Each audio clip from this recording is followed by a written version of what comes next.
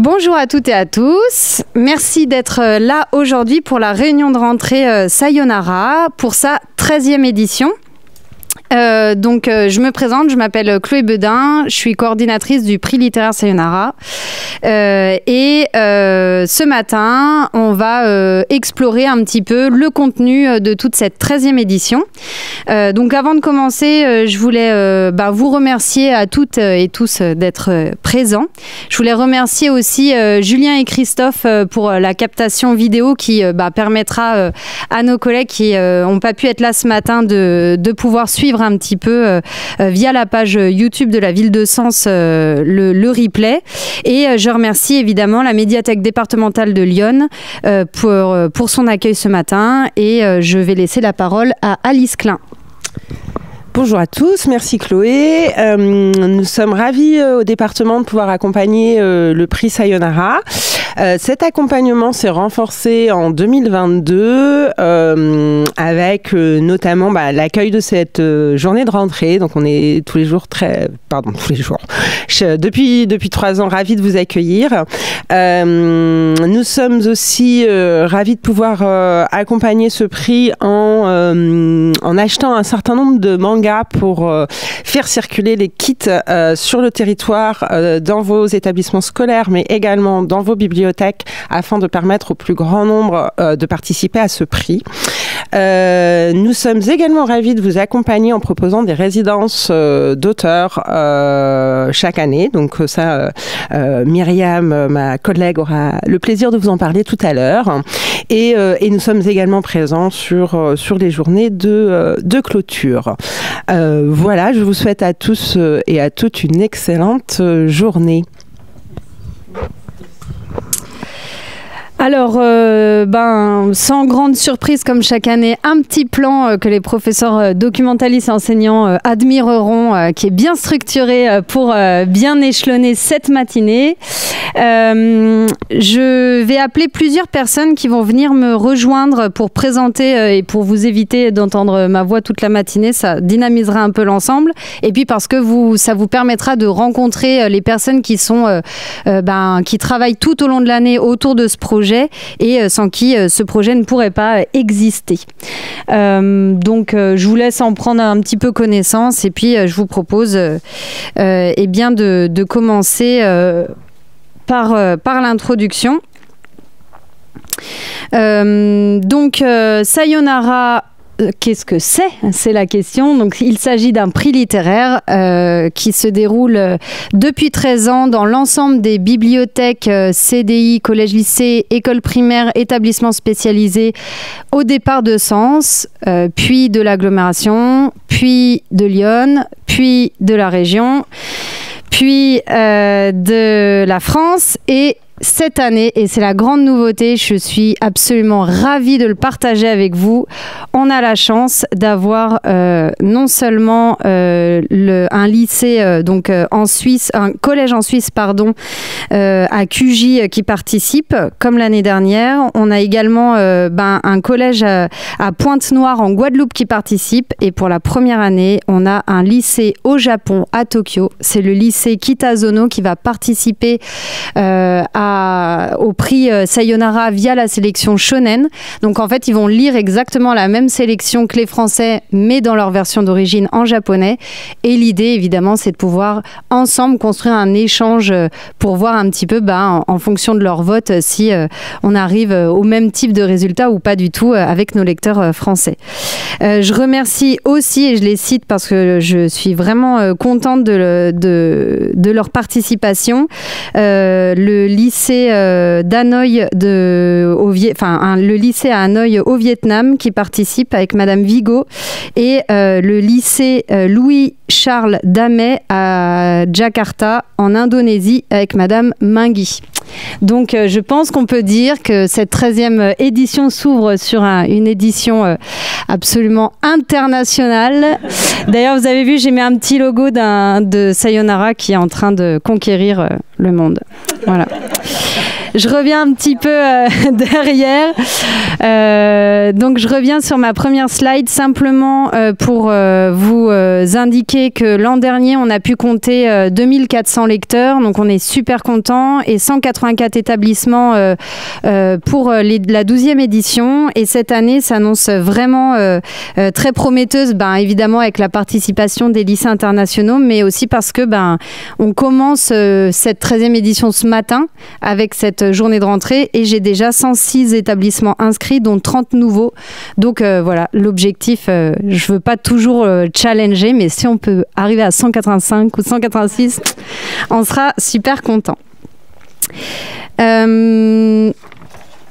Voilà, donc ce prix littéraire se déroule du mois de novembre au mois de mars et se clôture par une journée de clôture, un événement de clôture sur 2 jours, en avril, lors duquel on annonce les mangas gagnants. Pour constituer les catégories, en tout cas pour apporter le contenu de ce prix littéraire, on va travailler avec un comité de sélection que vous rencontrerez tout à l'heure, qui est construit autour de 5 professeurs documentalistes et 5 bibliothécaires du département de l'Yonne, et un collègue SNCF, lecteur, notre collègue... qui est lecteur plus qu'amateur, puisqu'il participait également à l'ensemble des lectures. Donc pour vous donner une idée, cette année, on en a lu 253 pour arriver aux 30 sélectionnés. Ça correspond à tous les tomes 1 qui sont parus l'an dernier entre le 1er août et le 31 juillet. 1er août 2023, 1er juillet 2024, on a fait notre sélection, et donc là, en fait, on va commencer, le comité, à lire les œuvres pour la 14e édition. On est toujours en N-1, si vous voulez. 707 parutions, en fait, c'est ce qui sort en France autour du manga. Ça peut être des rééditions, des coffrets, donc évidemment, on ne compte pas les rééditions. Et donc, quand on parle des 253, c'est vraiment les nouveautés parmi ces 707. 9 lecteurs, donc je pense que j'ai une erreur de calcul dans mes 5,5, enfin en tout cas une dizaine, peu importe. Et ce qui représente en tout, j'ai mis le chiffre 1586 lectures. C'est, si vous aviez un doute sur la qualité de la sélection, ou en tout cas sur la façon dont elle est choisie, on l'a pas pris en allant sur Manga News et en se disant ah ouais, ça a l'air sympa, la couverture, elle est jolie.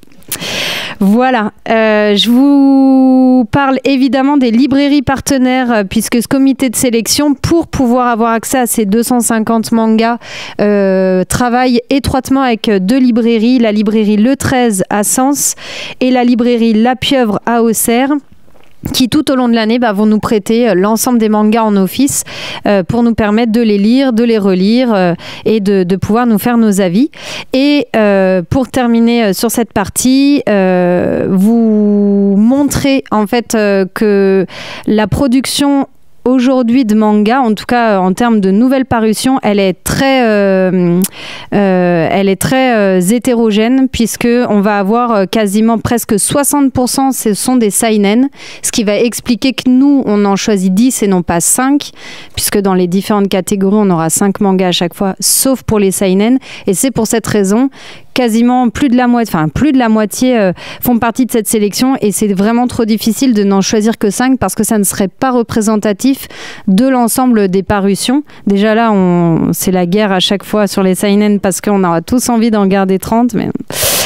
Et inversement, je prendrais l'exemple des Kodomo. Alors, Kodomo, qui donc veut dire enfant, qui donc est notre sélection vraiment orientée 3e cycle CM1 à la 6e. En fait, elle n'existe pas en tant que telle au Japon. On va retrouver shoujo, shonen, seinen. Mais Kodomo, elle n'existe pas. Elle a été créée il y a plusieurs années par Sayonara en lien avec et le comité de sélection et les retours qu'on avait des professionnels qui nous disaient « Ah oui, mais moi en bibliothèque, j'ai tous mes CM1, CM2 qui veulent lire la sélection. » Et on a commencé à se dire « Bon, quand on faisait nos sélections shoujo, shonen, on se disait « Ah ouais, mais ça pour un CM2, ça passera jamais. » Et après, on s'est dit « Non, mais en fait, entre un CM2 et un 3e, on ne peut pas tirer vers le bas le niveau de lecture, ou en tout cas l'intérêt de certains titres qui sont un petit peu plus complexes scénaristiquement. Donc on s'est dit non, mais en fait il faut qu'ils aient leur catégorie, et du coup nous ça nous permet d'avoir des shoujo shonen qui sont assez soutenus. L'équipe vous les présenteront tout à l'heure. C'est des shoujo shonen. On a du mal à donner un âge. On dit que c'est collège, on dit que c'est 13 ans, mais 13 ans c'est la 5e. Donc nous, ce qu'on peut vous dire, et ça c'est un point assez important pour les sélections collège. Gardez bien en tête que vous êtes, en tant que professionnel du livre, les porteurs de la sélection au regard de vos lecteurs. C'est-à-dire qu'il y a certains titres de shoujo shonen, pour les 6e, c'est un peu raide, soit parce que le niveau de compréhension nécessite d'être un petit peu plus avancé dans la scolarité, dans l'âge, dans la maturité, soit parce que certaines scènes pourraient heurter. À chaque fois, s'ils sont choisis dans Sayonara, c'est que les scènes ont un intérêt et que c'est pas simplement gratuit, bien évidemment. Mais c'est vrai que ce sont des sélections qu'on veut garder proches des sélections d'origine. Donc, c'est vraiment pour un public de 5e, 4e, 3e. Les Kodomo, en revanche, bien que ça signifie enfant, en fait, ce qu'on va mettre à l'intérieur, c'est ce qu'on pourrait appeler des young shoujo ou young shonen. Ça va être vraiment des shoujo ou des shonen, mais qui sont vraiment plus accessibles. On a même quelquefois des seinen, puisque au Japon, tout ce qui va être manga familial, c'est basculé en seinen, en tout public, mais plutôt seinen. Donc bref, ce qui explique aussi, comme chaque année, que des fois, il y a des qui pourraient être vus comme des hérésies, puisqu'on va changer de catégorie certains mangas, mais c'est vraiment propre à Sayonara. On ne remet pas du tout en question la qualité ou le choix de départ des éditeurs français ou des éditeurs japonais. C'est vraiment dans le cadre d'une constitution globale de chaque sélection et du lectorat français et de nos lecteurs et lectrices. Voilà, le choix, il est vraiment fait. C'est vraiment un travail, c'est pas simplement un travail de lecture et de fiches analytiques. Au moment où on fait notre sélection à la fin, il y a vraiment cette réflexion aussi de logique et de cohésion dans un ensemble. Donc les Kodomo, en fait, on n'en a que 5,1% parce que, comme la section n'existe pas, en fait, on va mettre à l'intérieur des shoujo ou des shonen qui sont plus accessibles et ça représente en fait une toute petite partie. J'espère que je ne vous ai pas perdu là-dessus. Mais ça me semblait important de le redire parce que des fois, on va retrouver des shoujo en shonen ou des shonen en shoujo, etc. Et voilà, il semblait important de le redire. De la même manière, le comité de sélection, se termine. Puisqu'on a fini cette année, on va commencer à travailler sur la 14e édition. Je lance à qui a envie de participer à un appel à candidature. Si vous avez envie de rejoindre l'équipe, parce qu'on a eu plusieurs personnes qui nous en ont parlé, n'hésitez pas après la réunion à venir nous voir ou si vous n'êtes pas là présent aujourd'hui, n'hésitez pas à m'envoyer un mail. On vous expliquera un petit peu ce que ça représente en termes de temps de travail et puis en termes... Parce que bon, je ne vais pas vous mentir... c'est un petit peu, mais c'est passionnant en même temps. Donc, si vous avez envie de rejoindre l'aventure, évidemment, on n'est pas un club fermé qui ne laisse entrer personne. On ouvre même à la SNCF, donc tout va bien. J'enchaîne donc avec les catégories. On en a j'en ai un petit peu parlé, donc je vais aller un petit peu plus vite. Donc. Kodomo comme chaque année, CM1, 6e, 3e cycle. Collège, shoujo shonen, vous les connaissez. Je rappelle que les shoujo sont donc des œuvres dans lesquelles l'émotion du personnage ou les sentiments vont prendre une place centrale dans le récit. Contrairement au shonen, où on va être plutôt dans des récits d'aventure, dans lesquels on va avoir un héros ou une héroïne qui va être souvent en quête de mission, etc., et qui va avancer, qui va rencontrer des obstacles. Bien évidemment, on a de l'émotion dans du shonen et on a de l'aventure dans du shoujo, ce qui est toujours très difficile dans notre répartition. Mais en gros, si on devait simplifier la définition, ce serait plutôt ça. Évidemment, shoujo, même si ça veut dire collégienne en japonais, ne veut pas dire que c'est une section uniquement dédiée aux filles. Et si vous avez des garçons qui lisent shoujo, mais allez-y parce que la section est trop bien. Et inversement, shonen, qui veut dire collégien au départ, n'est absolument pas réservé aux garçons. Ça, vous le savez, je le redis chaque année, mais voilà, c'est important de dire que nous, les catégories, elles sont vraiment liées plutôt à l'âge et au niveau de lecture et de maturité, et pas du tout au niveau du genre. Donc voilà. Et seinen, je laisse Ongaku pour le moment sur le côté seinen à partir du lycée et pour le public adulte, puisque donc comme le projet se déroule à la fois en bibliothèque, enfin en CDI, établissement scolaire, et en bibliothèque, on a aussi du public adulte qui participe, soit parce que c'est des lecteurs de la bibliothèque, soit mesdames et messieurs les professeurs documentaristes, vous pouvez faire lire vos collègues aussi. Ça peut être une idée. On a plusieurs collègues qui ont mis la sélection dans la salle des profs. Ouais, on dit ça, la salle des profs. Ouais. Et du coup, je sais pas si c'était désuet ce qu'on disait quand j'étais plus... Bref. Et du coup, voilà. C'est aussi l'occasion de montrer à vos collègues que le manga...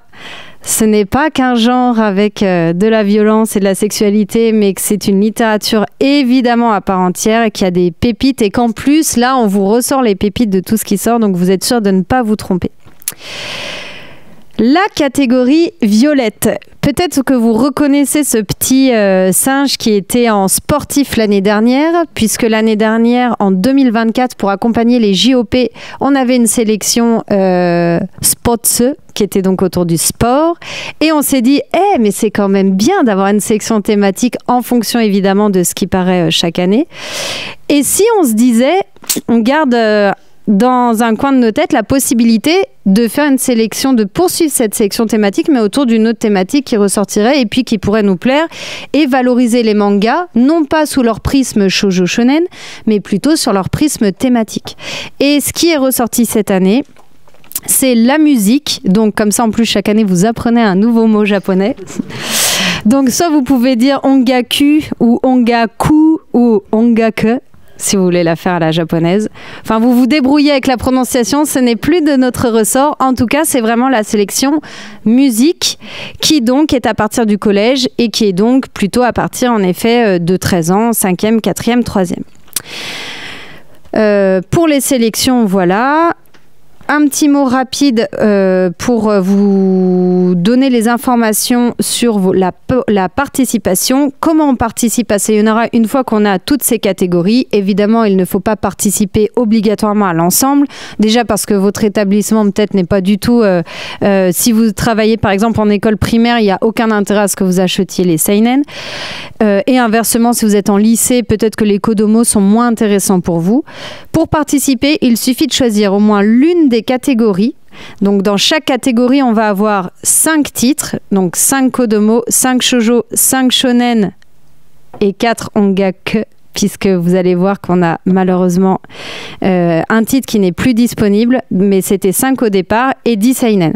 Donc il faut faire l'acquisition, c'est la seule chose payante du projet et qui est à votre charge, c'est l'achat des livres au départ. Mais une fois que vous avez acheté les livres, vous avez accès à l'ensemble. Je vous présenterai tout à l'heure tout ce qui va être, tout le travail fait par les collègues du comité sur les fiches pédagogiques, etc. Tout ça, évidemment, c'est gratuit.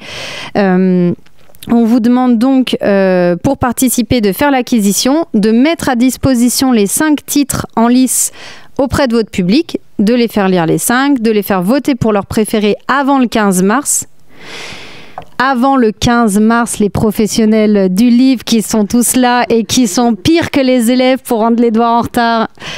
Non, je rigole, mais en tout cas, voilà, il faut quand même l'avoir suffisamment tôt parce que nous, ça nous permet en fait de pouvoir recommander dans le cas d'indisponibilité des titres avant les journées de clôture qui auront lieu les 11 et 12 avril cette année. Donc voilà, pensez bien, il faut bien les faire voter et ensuite vous votez simplement en ligne. C'est un formulaire très simple où on va vous demander par titre le nombre de votes et à la fin, ça me permet moi d'avoir l'idée globale sur l'ensemble des établissements participants des gagnants. Pour terminer, ce que vous pouvez proposer à vos élèves, mais c'est pas obligatoire. C'est vraiment, si vous le souhaitez, nous, la petite carotte pour les lecteurs qu'on mettait au bout, c'était de se dire, si vous, pour faire voter les jeunes, c'est de dire, nous, on s'engage, notre établissement, à continuer uniquement le gagnant, la série du gagnant.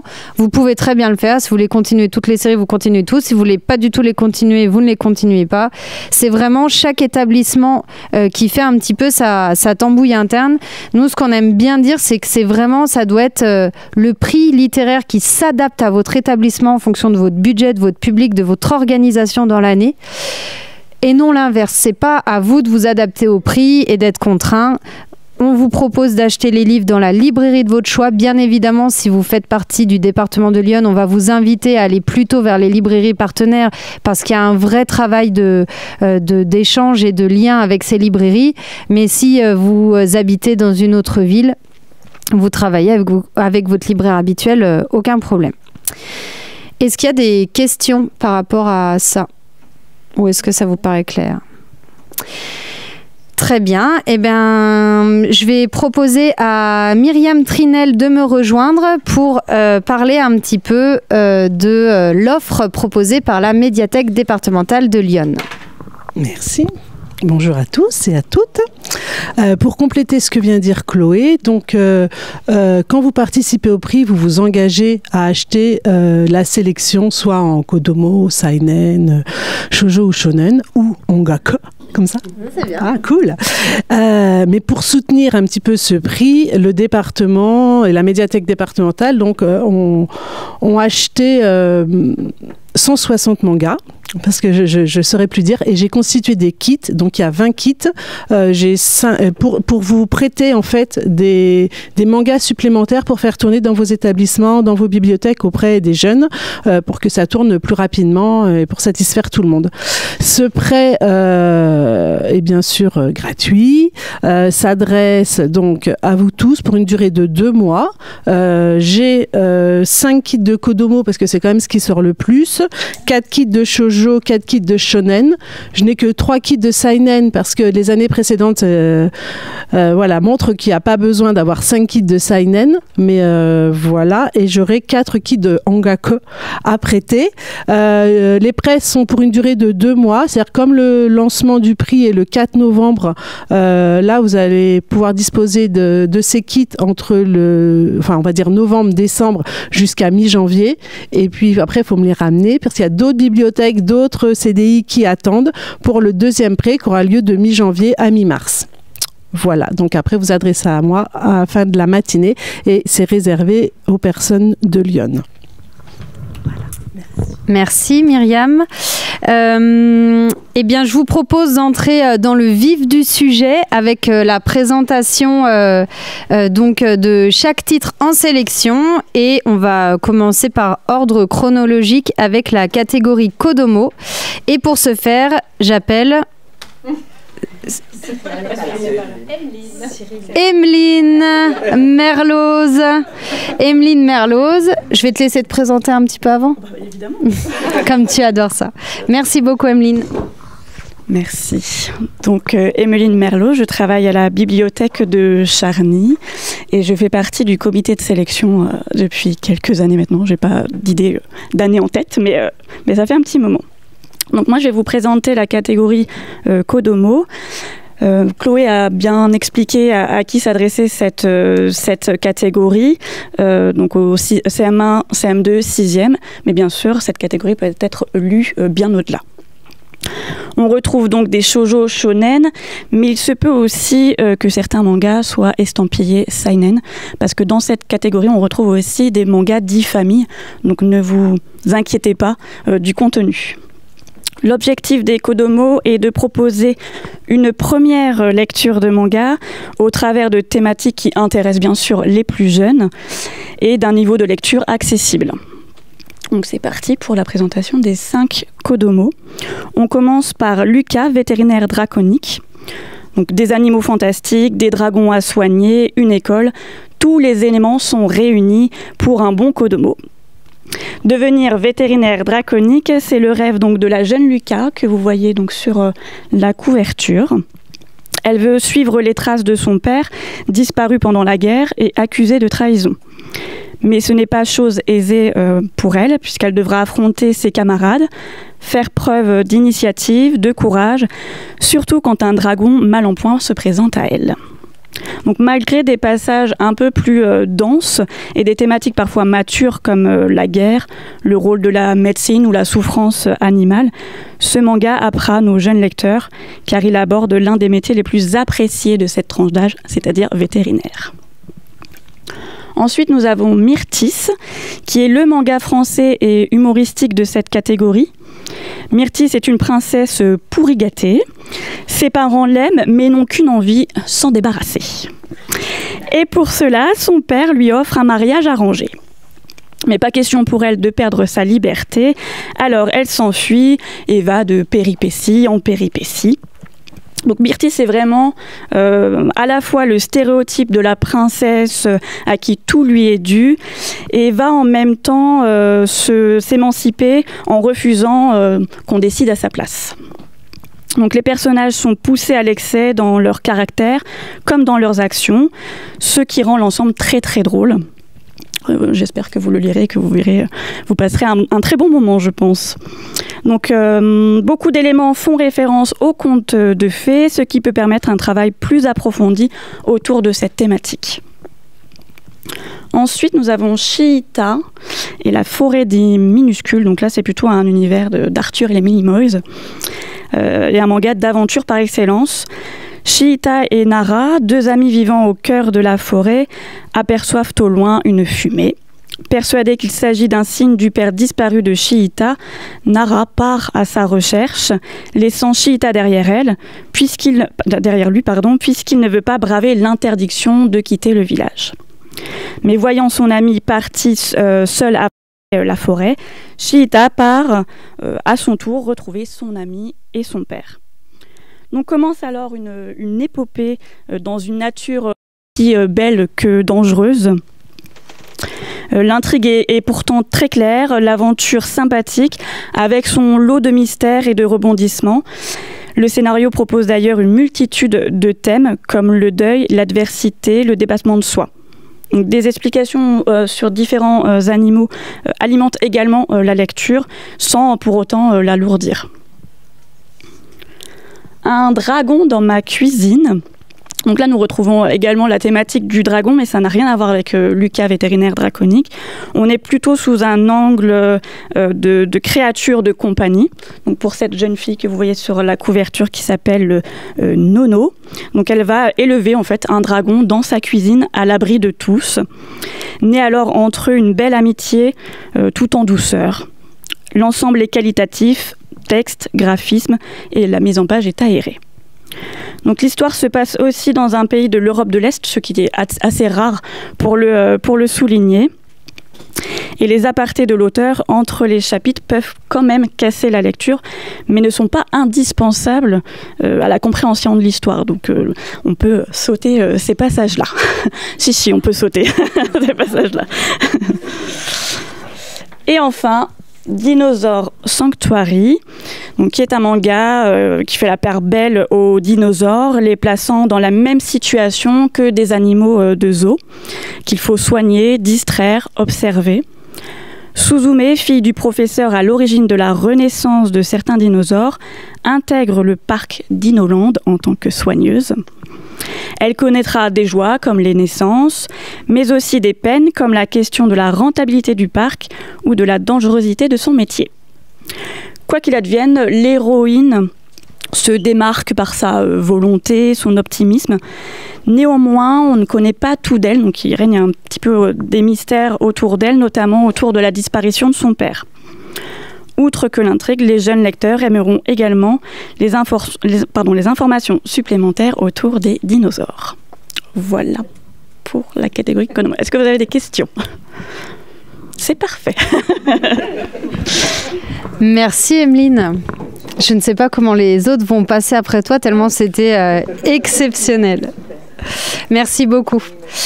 Si vous n'avez pas de questions, je propose à Ambre Maxel de me rejoindre pour la catégorie Shoujo. Je te laisse te présenter aussi. Merci. Bonjour à tous, donc je suis Ambre Maxel et professeure documentaliste au Collège de Brinon et je fais partie du comité de sélection depuis plusieurs éditions maintenant.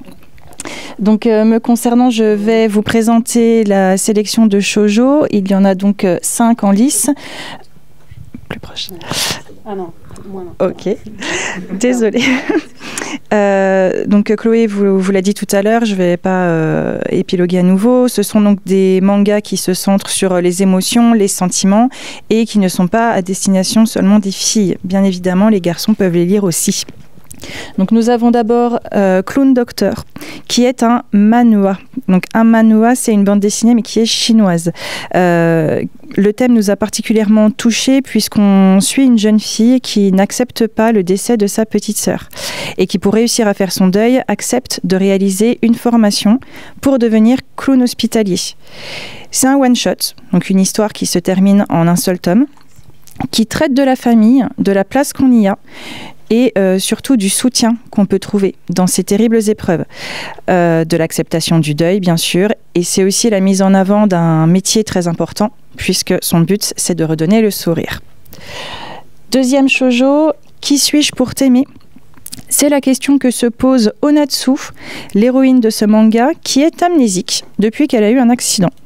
Mais cela pourrait changer avec l'arrivée d'un nouveau camarade dans son lycée qui pourrait bien débloquer ses souvenirs.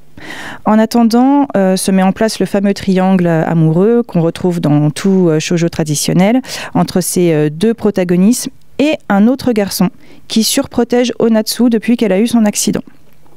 Donc le deuil est à nouveau mis en avant dans cette histoire parce que Onatsu a aussi perdu son père dans cet accident et le soutien aussi plus que jamais à travers des amitiés qui sont très fortes.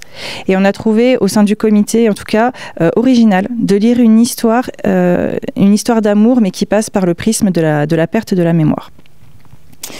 Troisième manga, Scar and Romance, traduisez cicatrice et romance, beaucoup moins fun en français, qui se concentre sur une lycéenne, donc sur la couverture, Sumire, encore une fois à la recherche du premier amour, le vrai, le véritable, et qui va être confrontée à Léo. Donc ce jeune homme que vous voyez également sur la couverture, mais un jeune homme de 20 ans, qui a visiblement un passé assez nébuleux de délinquant. Mais selon les rumeurs, d'où la cicatrice qu'il aurait sur le visage. Mais les apparences, on le sait, peuvent être trompeuses parfois. Et c'est d'ailleurs une thématique qui est très intéressante pour nos adolescents aujourd'hui. Avec tout ce qui va tourner donc autour de la rumeur, de l'apparence, mais aussi des préjugés. On peut noter une différence d'âge entre nos deux héros, mais il ne se passe rien entre eux dans ce tome, si ce n'est qu'il y a un certain mystère, puisque Léo apparemment connaîtrait Sumire, qui elle ne semble pas se souvenir de lui. Sinon, on a ici un shoujo vraiment dans les règles de l'art. Le quatrième, Sur la colline où poussent encore ses fleurs. On a ici une belle ode à la paix, ou plutôt un rappel. Un appel à la paix avec un rappel de ce que les civils ont pu vivre pendant la Seconde Guerre mondiale avec les kamikazes, mettant en avant donc le patriotisme japonais. On suit une jeune fille très agacée par son quotidien dans notre 21e siècle qui, après une dispute avec sa maman, s'endort dans un abri anti-aérien restant de la Seconde Guerre mondiale et à son réveil va se retrouver projetée en 1945. Donc elle nous fait un beau saut dans le temps et elle va rencontrer donc un jeune garçon qui va être en fait un kamikaze. Donc de quoi remettre les pendules à l'heure par rapport à ces tracas de quotidien adolescent. En fond, on a bien sûr une histoire d'amour.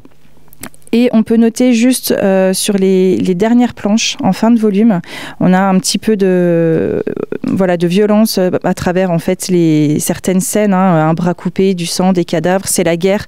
Donc voilà, on a quelques cases qui sont peut-être un peu plus compliquées à voir, mais qui sont tout à fait lisibles à partir de la 5e.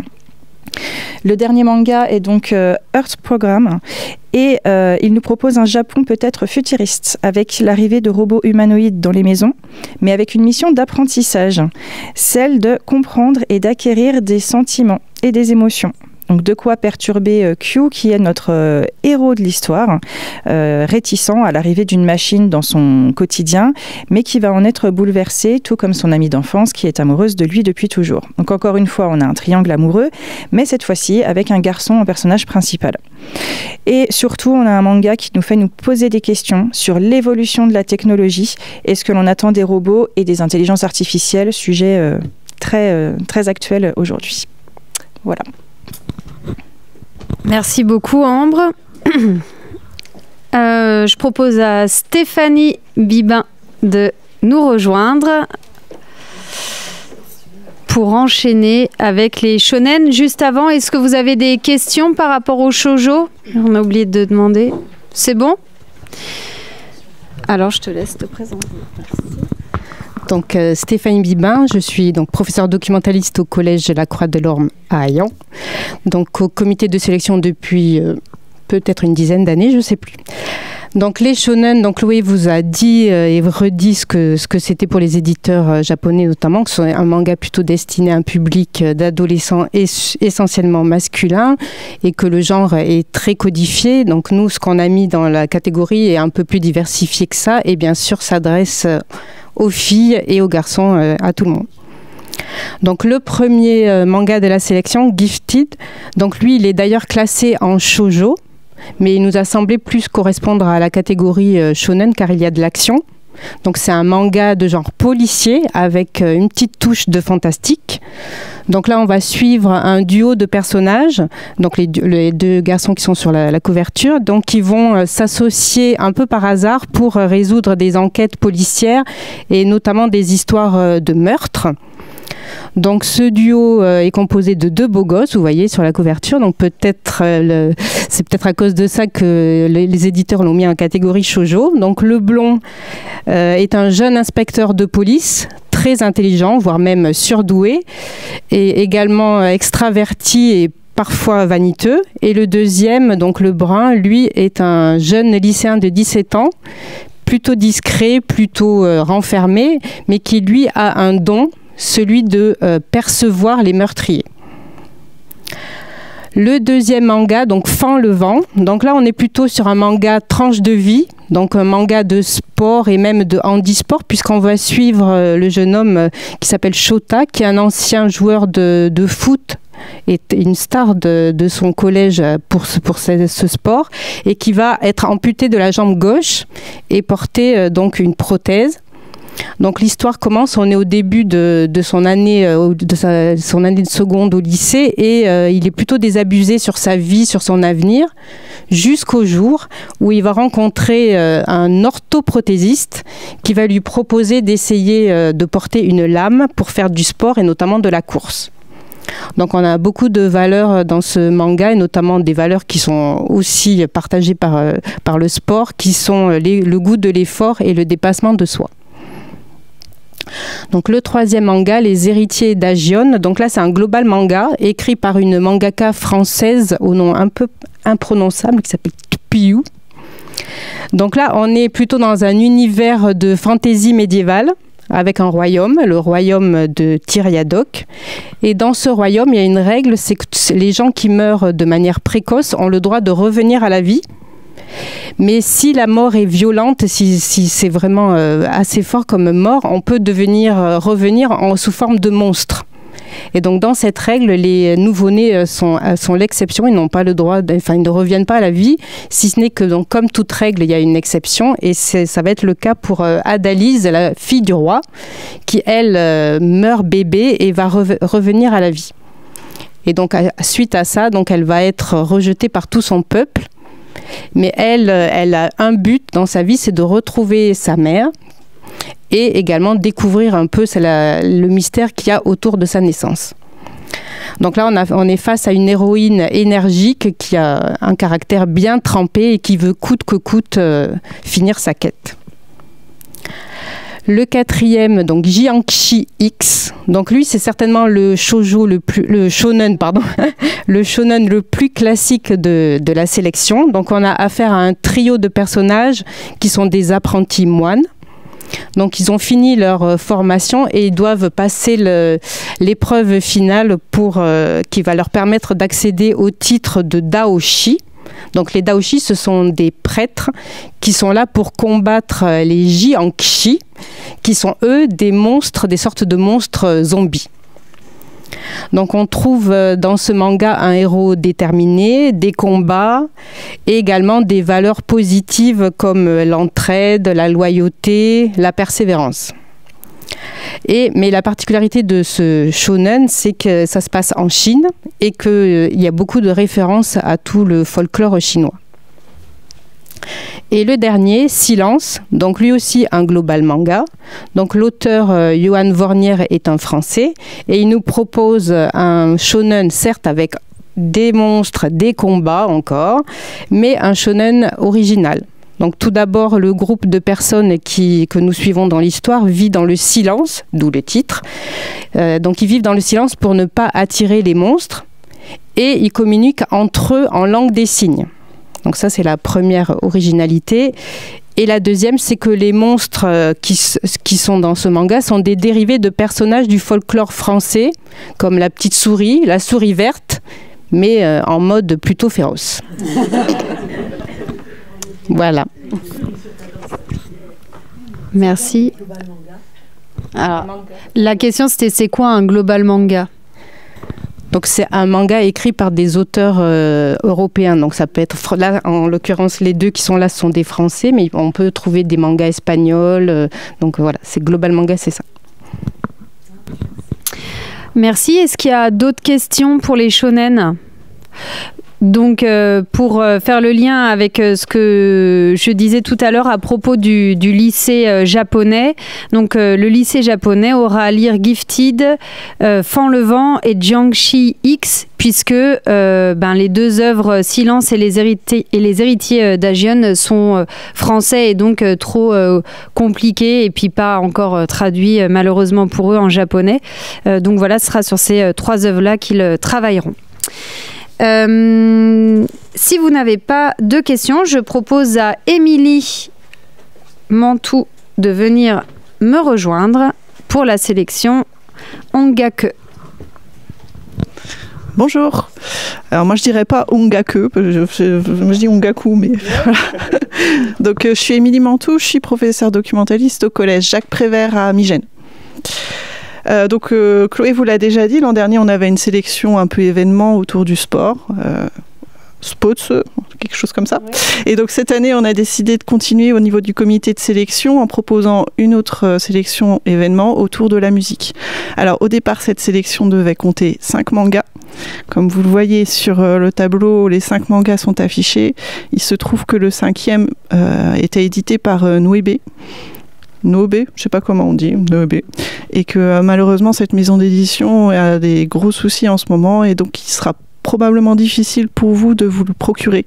Donc on a décidé de le retirer de la sélection. Voilà, donc il n'y aura que 4 mangas pour cette sélection. Elle s'adresse aux collégiens, sans souci, et elle peut aussi s'adresser aux lycéens, ainsi qu'aux adultes bien entendu. Vous pouvez la prendre pour les lycées sans problème. Alors, je vais vous présenter les 4 mangas. Donc, le premier s'appelle Girl Crush. C'est un shoujo au départ. Il plaira principalement aux collégiennes puisqu'il s'agit de suivre une héroïne japonaise dans son parcours pour devenir une idole en Corée, dans un groupe de K-pop. Alors, cette jeune fille ne se lance pas toute seule puisqu'elle y va avant tout pour se mesurer à une de ses camarades. Donc dans ce manga, on a très clairement le thème de la musique puisqu'il lui faut chanter, mais on a aussi le thème de la danse qui est très bien présenté par les dessins de l'auteur. On a aussi donc le thème de la compétition, du rêve à réaliser, devenir une idole, c'est un rêve pour une des 2 jeunes filles, et aussi des amours déçus parce qu'en fait elles sont en compétition pour un jeune homme, bien entendu. Alors, le deuxième s'appelle Studio Cabana. Il s'agit de suivre Yukari, donc la jeune fille qui est à droite, qui s'occupe régulièrement du voyou qui est à gauche avec sa guitare, le voyou de la classe, qui ne veut rien faire, qui la rejette tout le temps. Elle s'occupe de lui rappeler tous les devoirs qu'il doit faire, un peu en vain malheureusement pour elle. Jusqu'au jour où elle l'entend chanter une chanson d'amour. Et là, bien entendu, elle adore sa voix, les paroles des chansons. Et le problème, c'est qu'il la repousse dans un premier temps, parce qu'il craint les moqueries de ses camarades, donc il veut garder son talent un peu pour lui. Mais bon, bien entendu, il va se nouer quelque chose au cours du manga. Donc on a dans ce manga, ce qui nous a particulièrement plu au niveau du comité de sélection, c'est qu'on a des personnages très très forts. Déjà nos 2 héros, et puis des personnages qui gravitent dans le groupe de musique aussi, qui ont des personnalités très fortes. La thématique de la musique est bien sûr présente, puisqu'on va suivre ce jeune homme chanter, ses paroles, tout ce qui est autour du groupe de musique. Il y a aussi autour des concerts, de la communication autour des concerts par rapport aux réseaux sociaux. Et puis on a aussi des réflexions autour des paroles des chansons qui vont arriver assez rapidement. Alors, le troisième manga, The Sound of My Soul. Donc ce manga est un peu particulier parce qu'en fait il est un peu plus vieux que les autres. On aurait dû le mettre dans la sélection de l'année dernière. Mais on a choisi, vu la thématique et vu la force de ce manga, de le mettre dans cette sélection Ongaku. On va suivre Mizuki, qui est atteint d'une hypoplasie cérébrale, ce qui provoque chez lui une paralysie partielle. Donc c'est très bien expliqué dans le manga, cette histoire d'hypoplasie. Vous verrez, c'est assez simple finalement. Ça entraîne chez lui aussi il doit se déplacer souvent en fauteuil roulant du coup. Donc il joue du violon et il éblouit un de ses camarades qui est sourd, qui réussit à ressentir la musique à travers son jeu. Mizuki grandit et il intègre un collège, on va dire normal, alors qu'avant il était dans une section plutôt réservée pour les personnes en situation de handicap. Et dans ce collège, il va malheureusement se retrouver face à une situation de harcèlement. La deuxième partie est assez particulière puisqu'elle va concerner la mère de Mizuki et son parcours d'aidant, son parcours de comment elle va aider son fils à vivre avec son handicap au mieux. Donc ça peut intéresser pour le coup les adultes vraiment à ce niveau-là. Mais c'est très lisible aussi pour les collégiens, il n'y a pas de souci.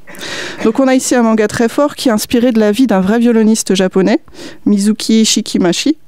Et donc de nombreux thèmes qui sont abordés, donc le handicap, la musique bien sûr, le harcèlement qui est quand même assez dur ici, l'amitié et la famille. C'est un manga qui a beaucoup ému le comité de sélection à l'époque, il devrait en émouvoir plus d'un aussi parmi vous. Et le dernier donc, She Wasn't a Guy, alors qui nous a paru très intéressant. Vous voyez la couverture verte, mais en fait ce vert on va le retrouver dans tout le manga.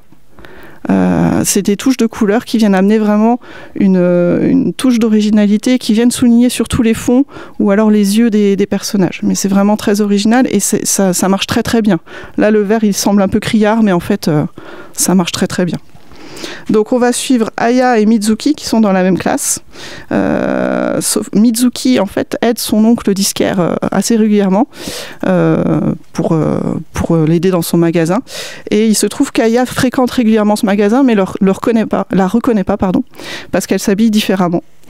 Et bien sûr Aya tombe amoureuse de Mizuki en tant que disquaire, jusqu'au jour où elle va se rendre compte que c'est sa camarade de classe qu'elle ne connaissait pas et que c'est une fille.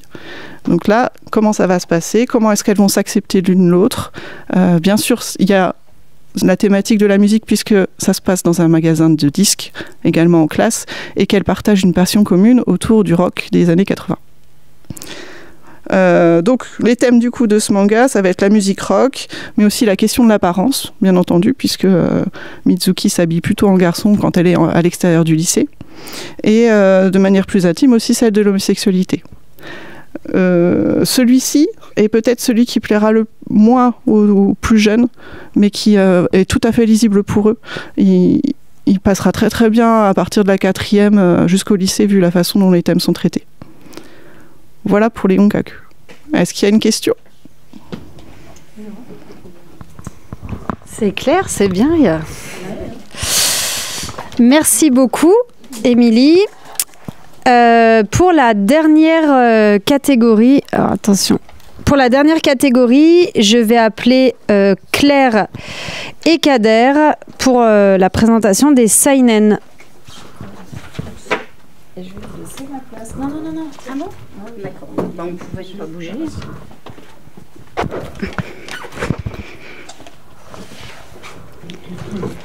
Bonjour à tous, je suis Claire Brûlé, professeure documentaliste au lycée de Tonnerre. Bonjour à tous, je suis Kader, l'agent SNCF justement, donc voilà, et amateur de lecture de manga et de manga en global quoi. Alors nous allons vous présenter la catégorie seinen, donc une sélection de 10 mangas. Donc pour le comité de lecture, il s'agit de mangas à destination en priorité des lycéens.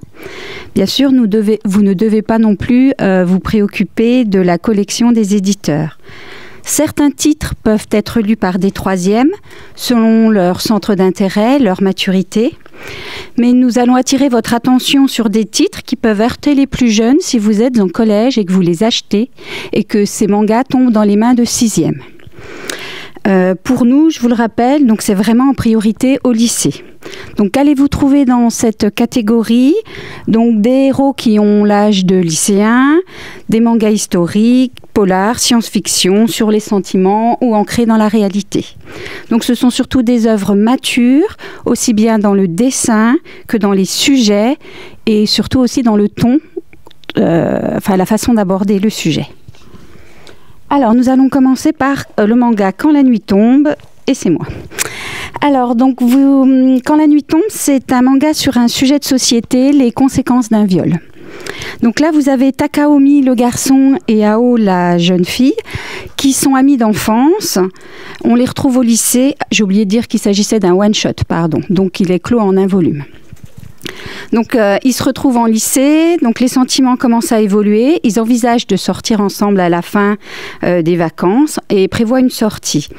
Mais à la fin des vacances, leur monde va basculer, car le père d'Ao viole la mère de Takaomi. Donc, leurs familles, en fait, sont détruites. La mère d'Ao va demander le divorce. La mère de Takaomi est bien sûr très fragile psychologiquement. Donc ce manga va surtout montrer la gestion difficile pour les adolescents parce qu'ils ont plusieurs choses à gérer. Leur relation évolue suite à ce qui s'est passé, mais leurs familles subissent les conséquences et aussi le regard des autres sur eux. Donc, Ao va déménager. On va les retrouver dans la deuxième partie du manga 8 ans plus tard. Ils ont vieilli et il se trouve que ils n'étaient plus du tout en contact et Ao va être intérimaire dans l'entreprise où travaille Takaomi. Donc on va voir où est-ce qu'ils en sont dans leurs sentiments et surtout dans leur reconstruction par rapport à ce qui s'est passé. Donc c'est vraiment un manga choc sur ce qu'on appelle les hidden victims, c'est-à-dire les victimes cachées, qui désignent en fait la famille, comment vit la famille d'un criminel. C'est un sujet peu courant qui est très bien traité dans le manga et c'est un manga qui s'adresse vraiment à un public mature. On voit vraiment les dommages collatéraux pour les familles, mais aussi bien famille de la victime, famille du criminel. Donc sujet traité avec subtilité, de très beaux dessins. Pas de violence excessive dans les cases, même la case du viol, elle est lisible. Donc pas de violence excessive, excepté le sujet. Le manga suivant. Donc là, Kaina of the Great Snow Sea, c'est le manga post-apocalyptique. Donc là, on se trouve, les terres ont été englouties par la neige, il n'est plus possible de vivre sur Terre et les habitants ont trouvé refuge dans ce qu'on appelle la canopée. Donc c'est un réseau d'arbres géants où en fait ils sont reliés par des très fines membranes. Donc le jeune Kaina, que vous voyez sur la couverture, vit dans la canopée depuis sa naissance. Il est le dernier garçon de sa génération. C'est lui qui aide à la survie du village et où en fait il n'y a plus que des vieillards. Donc un jour il rencontre une mystérieuse jeune femme, Riria, qui s'avère être une princesse qui est à la recherche d'un sage capable de produire de l'eau, car en fait les arbres sont en train de s'assécher et son peuple à elle est en danger. Donc ce manga, il s'agit surtout de la survie d'hommes en milieu hostile. Vous allez avoir des dessins d'insectes géants, mais alors absolument rien d'effrayant dans les dessins, même si ce sont des insectes hostiles.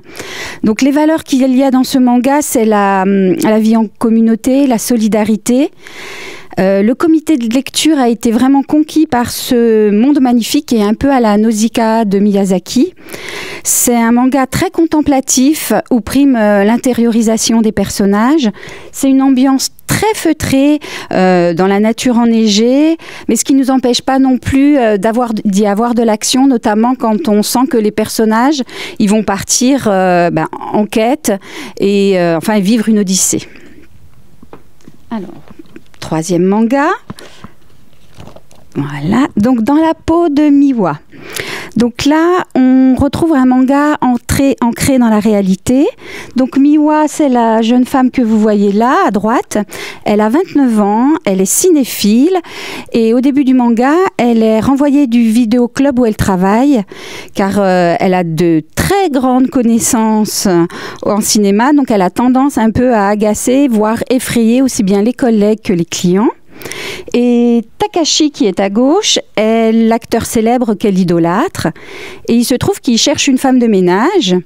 Et il y a un concours de circonstances qui fait que, avec un quiproquo avec la manageuse de l'acteur, Miwa, elle se trouve à la place de la postulante officielle et devient la femme de ménage de l'acteur. Donc c'est un manga avec un scénario original, de très nombreuses références au cinéma, qu'il s'agisse du film Parasite, de l'acteur Brad Pitt. Donc c'est vraiment un manga ancré dans la réalité et l'actualité cinématographique. Ce qui aurait pu gêner dans ce manga, c'est l'usurpation d'identité, mais elle introduit pas du tout d'impression malaisante, c'est plutôt du suspense, voir est-ce qu'elle va être démasquée, parce qu'on a la manageuse qui s'interroge. Donc il n'y a vraiment aucune scène à signaler gênante dans ce manga. She's Beautiful. Alors là, c'est un manga, c'est une dystopie. Donc au niveau du scénario, on est dans un enclos. Alors au début oui, on va dire en deux parties. Donc la première partie, on se trouve dans un enclos, un centre de recherche élève des fillettes. Et au bout de 10 ans, elles vont être affectées soit en sciences, en arts, en production ou en labeur. Et l'héroïne que vous voyez là, Kurumi, elle est amie avec Hikari. Donc on suit leur quotidien. Il y a juste un moment où on assiste à une expérience sur une souris où on introduit une capsule Régis qui permet de localiser la souris, mais aussi de l'éliminer quand elle a franchi une frontière. Donc là, on se dit on est quand même dans un univers un peu étrange. Il faut savoir qu'on suit toujours le point de vue de Kurumi. Et la veille de ses 10 ans, elle va se coucher. Et hop, là on va passer dans la deuxième partie du manga, elle se réveille 14 ans plus tard. Et là, elle se retrouve dans un lieu inconnu, isolée, et avec Sayaka, qui était une camarade de classe, qui lui explique qu'il y a 14 ans, elle a eu un accident, et que cet accident fait que Kurumi, à chaque fois qu'elle s'endort, quand elle se réveille, elle a perdu la mémoire, et elle ne se rappelle que ses 10 premières années. Alors ce manga, en fait le lecteur, comme il est toujours du point de vue de Kurumi, il appréhende cette société parce qu'on sent qu'on est dans un état totalitaire. On angoisse avec l'héroïne qui se pose des questions. Finalement, est-ce que Sayaka, elle est si bienveillante ? Surtout quand Kurumi va trouver un petit mot et puis à un moment même un cadavre sous un arbre. Donc on stresse avec l'héroïne parce qu'on découvre des indices contradictoires. On est rassuré quand elle s'enfuit. Et puis finalement, autre rebondissement, quand elle s'enfuit, sa sauveuse lui pointe une arme à un moment sur elle en lui disant qu'elle est une fugitive car elle a été identifiée par le réseau Régis. Et finalement, notre héroïne se trouve poursuivie de partout. Donc en fait, en tant que lecteur, on a avec tous ces rebondissements, une appréhension. En fait, on ne sait plus à qui faire confiance. Donc ce manga, même s'il a des dessins très fins et classiques, on est dans un univers inquiétant qui fait qu'on le place en seinen. Ce n'est plus à moi. Repose-toi un peu, Claire. Alors, on va commencer avec moi pour Vie d'ensemble. C'est l'un des titres de cette sélection seinen les plus émouvants. Donc, comme vous pouvez le voir sur la couverture, il y a Takeda et Arita, qui sont deux anciens camarades de lycée et qui se retrouvent après quelques années et décident donc de faire une colocation sans raison particulière. Simplement parce qu'en fait, ils se sentent tout simplement bien ensemble. Très actuel avec la question des étiquettes qui conditionnent les relations. Ici, au contraire, l'histoire entre ces deux garçons touche à toute forme, l'amour ou l'amitié, sans qu'elle soit nommée en fait. Le comité a pensé que le mettre en sélection permettrait une résonance chez beaucoup de lectrices et de lecteurs. Même si les personnages ont quitté les études, il permet d'évoquer la question du genre, du lien qui peut exister entre deux individus et du regard des autres également. Et dans ce manga, les dessins sont très délicats. Ensuite, Magical Quadra. C'est le manga humour de la sélection seinen. où le concept des Magical Girls est détourné avec originalité et beaucoup de second degré. Alors il faut savoir que dans ce manga, les Magical Girls, elles sont à la mode et que leurs combats contre les sorcières sont filmés. Et un homme est là, caché dans l'ombre, pour justement faire le ménage derrière elle. Il s'agit du fameux Magical Quadra que vous voyez sur la couverture. Et donc, alors que je me retrouve... qui protège ainsi ces Magical Girls, mais aussi la population des créatures qui pourraient se venger. Ce personnage, en plus d'être drôle, il est... Ce personnage, en plus d'être drôle... Bon alors... Faut des lunettes. Ah oui. Ce personnage, en plus d'être drôle, a également sa part de mystère. Le scénario change vraiment de ce qu'on peut décidément aujourd'hui. Le scénario change vraiment de ce qu'on peut proposer habituellement et est représentatif d'une certaine forme d'humour au Japon. Ensuite, un titre en anglais. Dragon Hunt Tribe. Alors si vous vous rappelez, on avait mis en sélection Léviathan. Et c'est le même auteur. On reconnaît d'ailleurs sa patte dans l'ambiance sombre du manga. Et on va suivre Ruroba, un chasseur de dragons qui trouve durant une mission un dragon justement et une petite fille qui a été élevée par cette terrifiante créature. Il les ramène tous les deux dans son village et débute alors pour la fillette une nouvelle vie. Déchirée entre son amour pour les dragons et son besoin de s'intégrer aux autres enfants. C'est donc un manga fantastique, mais avec quelques scènes qui sont difficiles, notamment lors des expériences sur les dragons ou lorsqu'une créature sort de la bouche d'un enfant. Aucune vision manichéenne dans ce manga, car tout le monde a sa part d'ombre, et c'est bien là le tour de force de l'auteur. Quant aux dessins, ils sont juste incroyables et servent complètement le scénario. Akane Banashi. Alors, ce manga a été classé en shonen par l'éditeur, mais le comité a décidé de le placer en seinen, car l'histoire et la densité du texte à certains moments semblent plus appropriés pour le lycée. C'est un manga sur l'art du rakugo. C'est un art japonais ancestral qui consiste tout simplement à faire un spectacle humoristique sur les genoux sans se déplacer. Et qui est peu connu justement du public, d'où notre décision de l'avoir mis en sélection. L'histoire met en scène Akane, que vous voyez sur la couverture, et qui est fan de son père, Toru, qui pratique le rakugo, et son objectif à lui est de devenir maître en la matière. Mais il arrive quelque chose du fait qu'il n'y parviendra jamais. Malgré l'échec de Toru, Akane souhaite reprendre le flambeau et faire honneur à son père. Nous avons apprécié le caractère franc et authentique d'Akane, et les parties saines sont très bien reproduites. C'est à toi. Alors maintenant, le manga Réflexion, donc fait par l'auteur de Erazet, qui était en sélection il y a quelques années. Donc là, il s'agit du polar de la sélection. Il y a un point de départ fantastique néanmoins. Il y a un coup de foudre sur une grande roue dans un parc d'attractions et dans les nacelles, il va y avoir un échange de corps.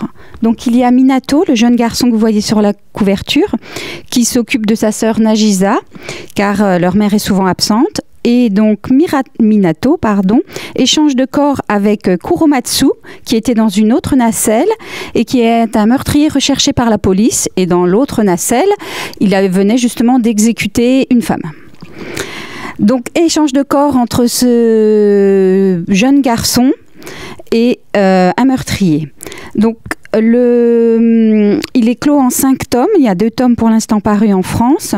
Donc Minato doit fuir pour protéger son nouveau corps, parce qu'il est dans le corps d'un adulte, qui est recherché par la police. Et tout en cherchant à fuir, il doit protéger sa sœur, car sa sœur se retrouve en compagnie d'un meurtrier, elle ne le sait pas, un meurtrier manipulateur.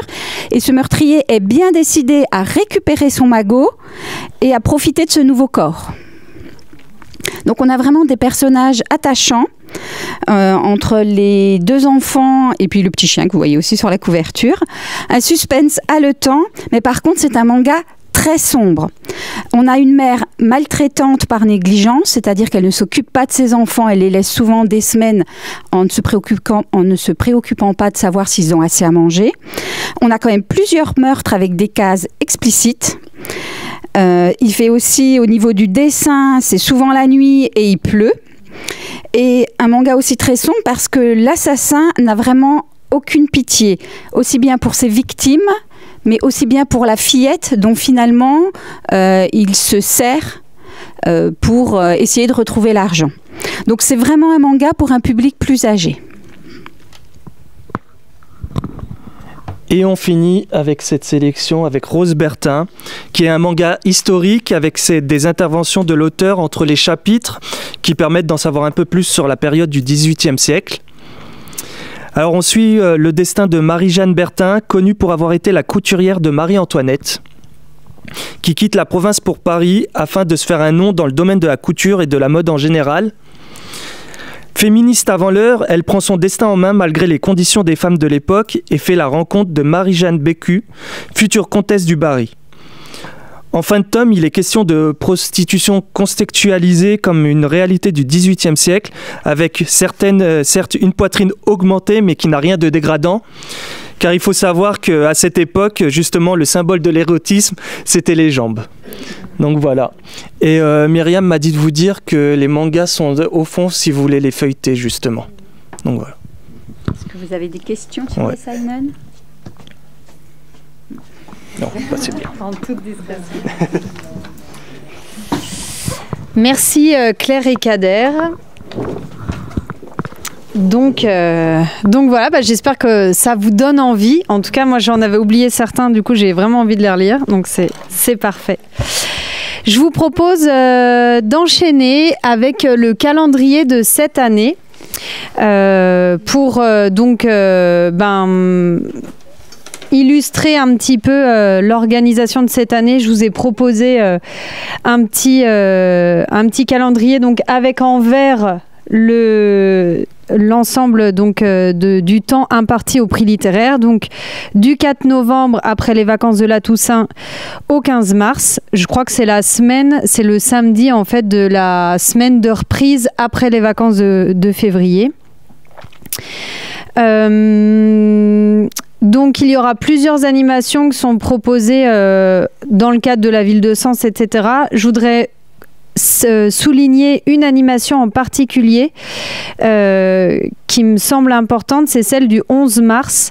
On a la chance d'avoir contacté une association franco-japonaise qui s'appelle Yaajukai, qui se situe à Perpignan et qui est spécialisée dans la musique japonaise. Et elle va intervenir en partenariat donc avec le théâtre municipal de Sens, au théâtre municipal, pour une conférence musicale autour de la musique traditionnelle japonaise. Donc une séance vraiment dédiée aux scolaires à 14h le mardi. Le 11 mars, c'est un mardi, pardon.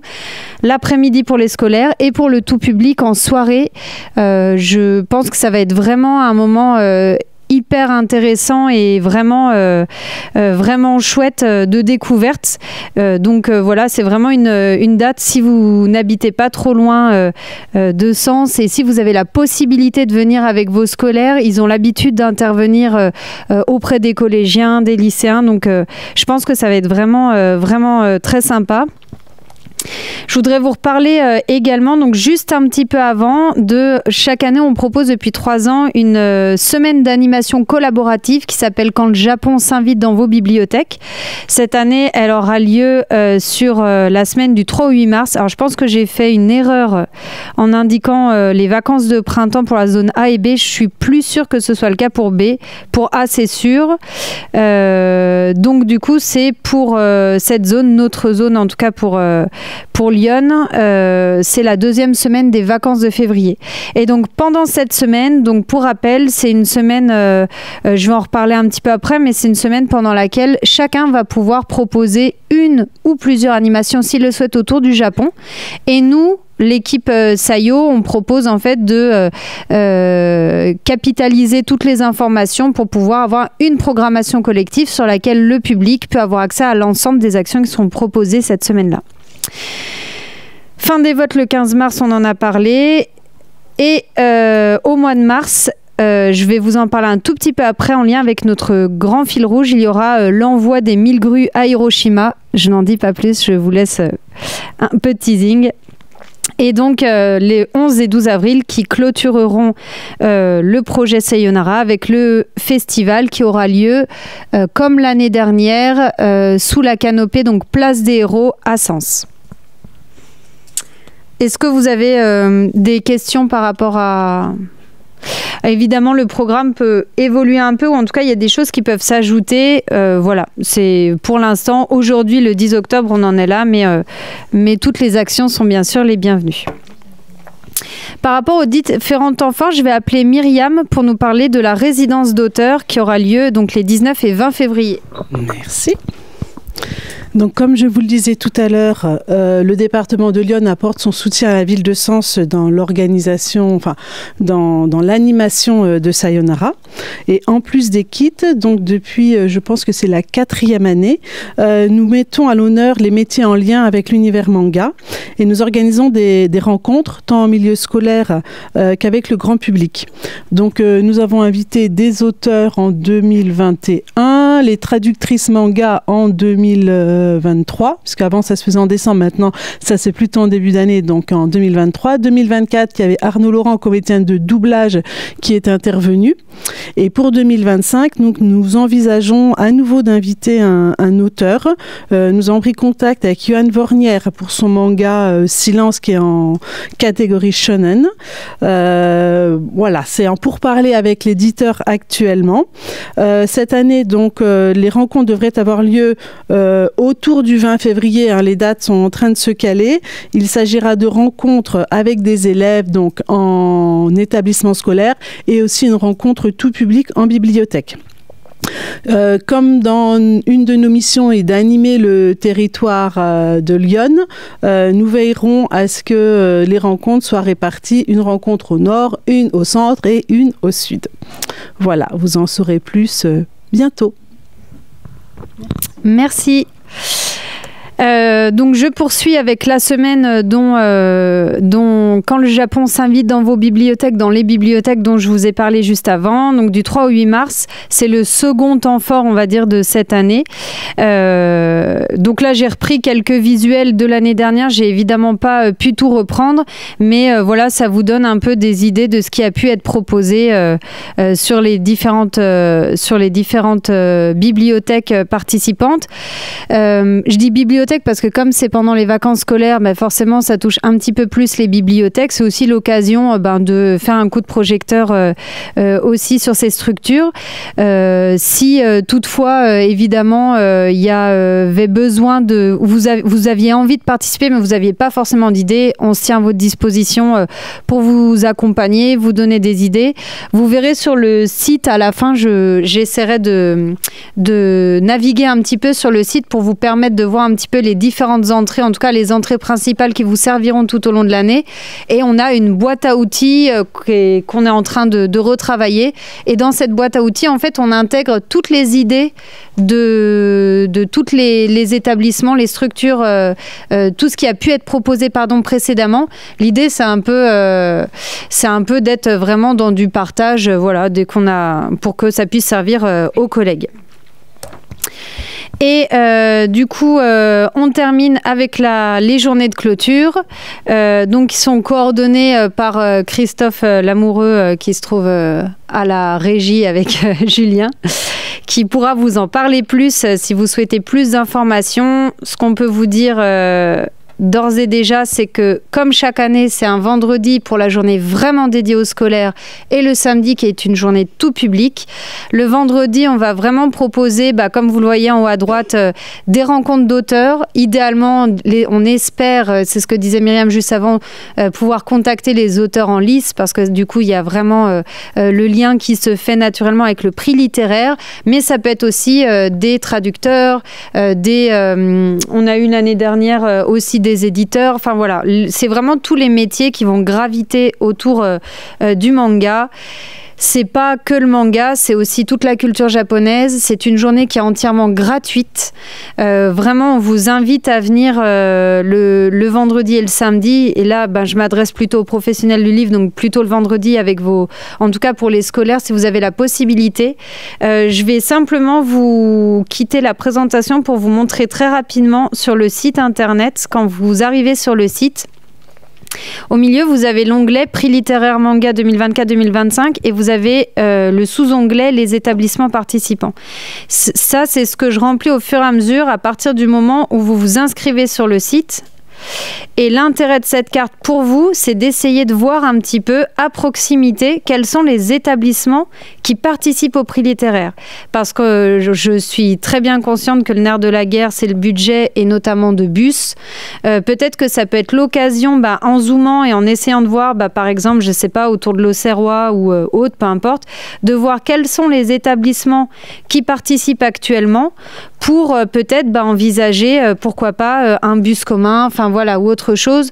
Nous, on se tient vraiment dans l'organisation à votre disposition pour pouvoir vous mettre en relation. Mais voilà, n'hésitez pas à utiliser cette carte. C'est vraiment pour ça qu'on la propose.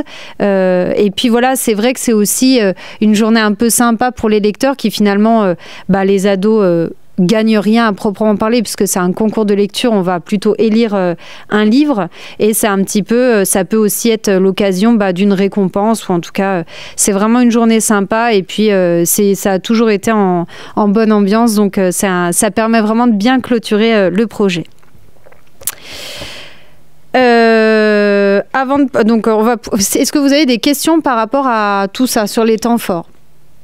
Non? Bon alors super, je poursuis avec les animations et l'animation phare de cette année, celle dont vous devez tous vous souvenir, si vous n'avez qu'une chose à retenir, non j'exagère, tout est à retenir, mais en tout cas celle-ci on aimerait vraiment mettre l'accent sur cette animation puisque c'est le fil rouge qui va se dérouler tout au long de l'année et autour duquel on va organiser cet après-midi donc à la suite de la réunion, les personnes qui resteront cet après-midi, on va vraiment creuser l'histoire et puis voilà, vous proposer plein d'outils de médiation autour de ce fil rouge. Donc c'est le fil rouge 1000 grues pour Hiroshima.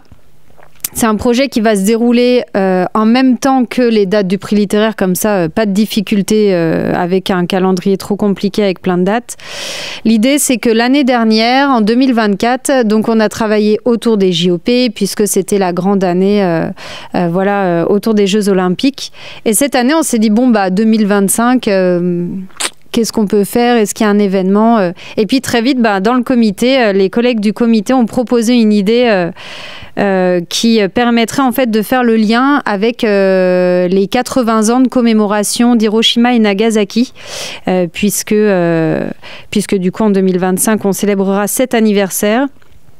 Et l'idée, en fait, c'est de s'appuyer sur une histoire, donc un fait historique, qui tourne autour d'une petite fille qui s'appelle Sadako Sasaki. Alors, je ne sais pas si vous connaissez l'histoire, mais je vais vous la résumer très rapidement pour que vous puissiez prendre la mesure, en tout cas, du projet et la démarche du projet. Sadako Sasaki, c'est une petite fille qui avait 2 ans en 1945 lorsque les bombes sont arrivées sur Hiroshima et Nagasaki. Elle est originaire d'Hiroshima et elle n'a pas été blessée au moment en août 45. Elle a continué à vivre, elle a grandi et malheureusement 10 ans après, en fait, elle a développé une leucémie liée aux radiations des bombes et elle a dû être hospitalisée. Et cette petite fille qui adorait, on parle souvent d'elle en la présentant comme une petite fille qui adorait courir, qui était pleine de vie, enfin comme tous les enfants évidemment. Et cette petite fille qui, du coup, à l'hôpital, essayait de se battre contre la maladie, en fait, a été mise au courant par sa meilleure amie d'une légende, la légende des 1000 grues, qui dit que si on arrive à plier en origami 1000 grues, notre vœu va pouvoir se réaliser. Donc évidemment, le vœu de Sadako, ça a été la guérison. Elle a commencé à plier des grues, à en plier. Elle est arrivée à une centaine, à 200, à 300, si bien que ça a fait quand même parler d'elle autour d'Hiroshima, puisque c'était assez inédit, cette petite fille qui pliait. Elle est arrivée à 600, 640, et malheureusement, elle est décédée à 644 grues. Donc, histoire hyper triste. Mais pour accompagner le geste qui était incroyable, et puis pour en hommage à Sadako, toute la classe de Sadako a décidé de faire les 356 grues restantes pour arriver à 1000. Et l'histoire a tellement touché le Japon à l'époque, pas seulement Hiroshima, mais vraiment le Japon, qu'un mémorial a été construit, érigé en 1955, donc, qui s'appelle le Mémorial de la paix et des enfants, donc en commémoration et en hommage aux enfants victimes des bombardements. Et il y a une statue de Sadako qui a été érigée sur ce monument. Et chaque année, c'est assez incroyable, il y a des milliers de grues qui arrivent du monde entier, de grues en origami qui sont envoyées par tous les pays, enfin en tout cas par beaucoup de pays du monde. Et évidemment, du coup, quand les collègues nous ont raconté cette histoire, moi que je ne connaissais pas du tout, que j'ai vraiment découverte, ça a été une évidence de se dire, mais cette année, il faut vraiment qu'on puisse envisager en commémoration un envoi, 2000 grues qui seraient réalisées, toutes les grues par les lecteurs de Sayonara de toute la France, de tout recevoir à Sens. Et nous, à la ville de Sens, on s'engage à faire un envoi massif des 1000 grues, ou même plus si on en a plus, à la ville d'Hiroshima au mois de mars. Voilà. D'où les petits logos de pliage, etc. Enfin, voilà, vous avez compris un petit peu l'idée. On compte vraiment sur vous pour participer. C'est un projet qui peut vraiment s'inscrire dans une démarche également intergénérationnelle, parce qu'on parle beaucoup des jeunes, mais évidemment 1945, il y a clairement quelque chose à faire avec nos seniors et avec tout ce travail de mémoire. Donc j'en parle pour les établissements scolaires ou les bibliothèques, je sais qu'ils travaillent pour la plupart avec des EHPAD par exemple, ou des structures accueillant différents types de publics. C'est vraiment, vous le verrez cet après-midi, on va vous proposer de fabriquer vos grues pour que vous puissiez l'avoir en main et bien le partager ensuite. Il y aura plein d'autres choses autour de ce projet-là, mais c'est vraiment quelque chose qui peut être vraiment fédérant pour tout le monde, et qui en fait pour nous, sort presque de l'aspect culturel, littéraire, pour faire vraiment un projet de cohésion sociale. Donc voilà, c'est quelque chose qui nous touche beaucoup. Après, je referai des petites blagues, mais là, je ne sentais pas trop forcément d'en faire autour de cette thématique. En tout cas, voilà, du 4 novembre, j'ai mis le 4 mars, mais c'est le 15 mars, il n'y a pas vraiment de date. En tout cas, l'envoi sera fait fin mars à la ville de Sens. Donc pour participer, il vous suffit de faire 1, 2, 3 grues. N'en faites pas 1000, parce que si j'en sors 1000, 2000. Mais en tout cas, voilà, vous pouvez tous participer à votre niveau. Vous pouvez les monter en fait sur des guirlandes en verticale. Et ensuite, bien rajouter, parce que ça c'est hyper important, en dessous, comme une petite cartouche en carton, en papier, ce que vous voulez, en indiquant dessus l'âge des enfants, la ville des enfants, l'établissement de provenance et le pays, la France du coup, ou sauf si du coup nos collègues internationaux veulent participer, mais peut-être il vaudrait mieux l'envoyer directement à Hiroshima, parce que l'envoyer en France, ça va peut-être faire beaucoup de frais postaux, mais bref, en tout cas, bien noter d'où vient la guirlande que vous nous envoyez, et nous on fera suivre l'ensemble au nom de Sayonara dans sa globalité. Deuxième fil. Oui, pardon. On a fait, on peut la déposer ici ou pas ? Oui, tout à fait. Oui, on s'arrange avec la MDY, aucun problème, bien sûr. Ou si vous êtes à Sens, vous pouvez la déposer, vous n'êtes pas obligé à la bibliothèque des Champs-Plaisants, vous n'êtes pas obligé de l'envoyer par la poste, bien entendu. Je poursuis avec le deuxième fil rouge. Donc, ce premier fil rouge plutôt autour du tout public, puisque même les primaires peuvent largement participer. Le second, il est vraiment plus pour les collèges et les lycées. Alors évidemment, je ne me suis pas connectée, donc je pense que le temps que je me connecte, je vais essayer quand même de me connecter pour que vous puissiez voir de quoi il s'agit. On propose... Ah si, peut-être que ça va fonctionner quand même. Donc avec avec la professeure Madame Matsubara, professeure de français au lycée Kitazono à Tokyo. On propose en fait un dispositif numérique c'est une plateforme qui s'appelle Digipad. C'est elle qui m'a donné l'idée, je connaissais pas du tout, et c'est vraiment un outil dont vous pourrez que vous pourrez réutiliser même dans d'autres cadres. C'est l'occasion de le découvrir. Et en fait, l'idée, c'est que c'est une plateforme numérique sur laquelle vous pouvez déposer des photos, un petit titre et un petit descriptif, et chaque photo, on a la possibilité de la commenter. C'est ce qu'on appelle, donc chaque photo, c'est ce qu'on appelle des capsules, donc on peut commenter la capsule ou créer ici une nouvelle capsule. Et l'idée, en fait, donc il faut avoir un compte qui se fait très rapidement et qui est gratuit. Et l'idée, c'est qu'on a voulu proposer une exposition collaborative franco-japonaise avec pour thème le quotidien des jeunes au Japon et le quotidien des jeunes en France. Donc, ils ont été hyper enthousiastes. Enfin, vraiment, le travail de cette professeure est incroyable. D'ailleurs, la majorité des photos que vous voyez, ce sont que des photos de nos jeunes japonais. Donc voilà, ça peut être la salle de classe, ça peut être l'instrument de musique auquel ils jouent, la cantine, j'en sais rien, la piscine, enfin voilà. Et c'est vraiment l'idée, c'est vraiment que vous puissiez, chaque établissement, vous approprier ce Digipad. En ayant un compte établissement. Alors, je vous conseille, vous faites comme vous voulez, mais je vous conseille plutôt que faire des comptes aux enfants où ça risque peut-être de partir... on ne sait jamais, on n'est jamais trop prudent. Moi, ce que je vous propose, c'est plutôt d'avoir un compte établissement et ensuite de travailler ce reportage avec les jeunes et de travailler la mise en ligne avec eux à partir de votre compte. Et pourquoi pas, même si vous ne voulez pas forcément participer en termes de photos, mais que vous avez envie d'aller voir pour voir comment ça se passe au Japon, pouvoir voir les photos, les commenter. Les Japonais vont les voir. Vous pourrez aller voir aussi les commentaires de vos propres photos. C'est vraiment un travail interactif. Voilà. Et c'est trop rigolo parce que du coup, on voit par exemple Skip and Loafer. Je ne sais pas si vous vous souvenez, il était en sélection shoujo l'an dernier. Et là, c'est ma bande dessinée préférée, la vie scolaire des lycéens japonais. Enfin, voilà. Et donc à chaque fois c'est le prénom et l'établissement, donc c'est beaucoup Kitazono, mais c'est super chouette. Et évidemment à l'issue de ce projet qui va se dérouler pareil tout au long du prix littéraire, on proposera pour les photos les plus sympas, si la qualité le permet, on proposera de faire une expo sur Sayonara, voilà, pour mettre un petit peu en parallèle les photos des Japonais et les photos de vos chers lecteurs français. Voilà. Oui. J'ai une question. C'est écrit en français et en japonais par endroit. Il y a quelqu'un qui traduit?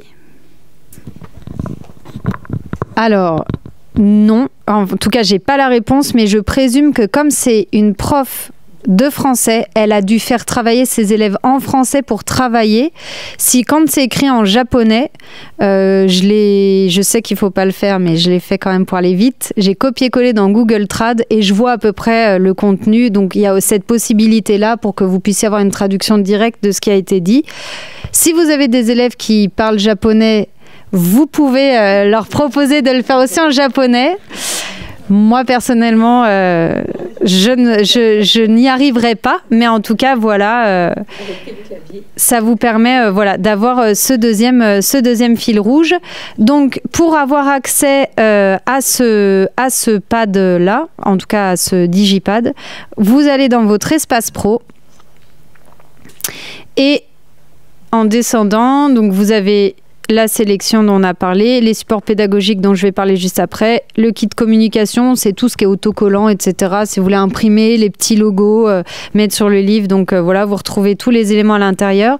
Et en dessous, bon, mon compte, c'est pour vous, mais vous avez les deux fils rouges.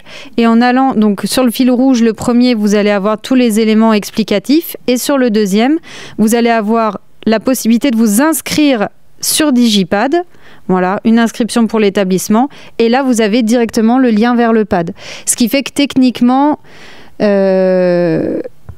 même s'il y avait des jeunes qui voulaient y aller par eux-mêmes, ça serait compliqué parce qu'il est accessible que par le biais de l'espace pro. C'est aussi pour ça qu'on crée cet espace pro, c'est pour vous permettre d'avoir plein d'informations qui soient vraiment libres d'utilisation, mais qui ne soient pas, soit pour pas que ce soit dénaturé quand il s'agit d'éléments pédagogiques qui vont quelquefois utiliser des éléments d'œuvre et qu'on n'utilise que dans le cadre pédagogique. Ça, j'en reparlerai après. Soit pour pas que ça parte en cacahuète quand c'est collaboratif et qu'on a des petits malins ou des petites malines qui peuvent faire des petites blagues. Voilà.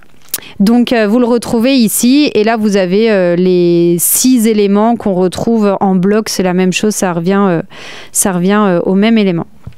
Est-ce que vous avez des questions sur, sur ce deuxième fil rouge? Oui, alors je vais essayer de faire passer le micro quand même. Juste, tourne-le vers elle. Juste une question pratique. Est-ce qu'il y aurait une limite de nombre de photos par établissement? Sinon, ça va peut-être faire beaucoup si tout le monde participe.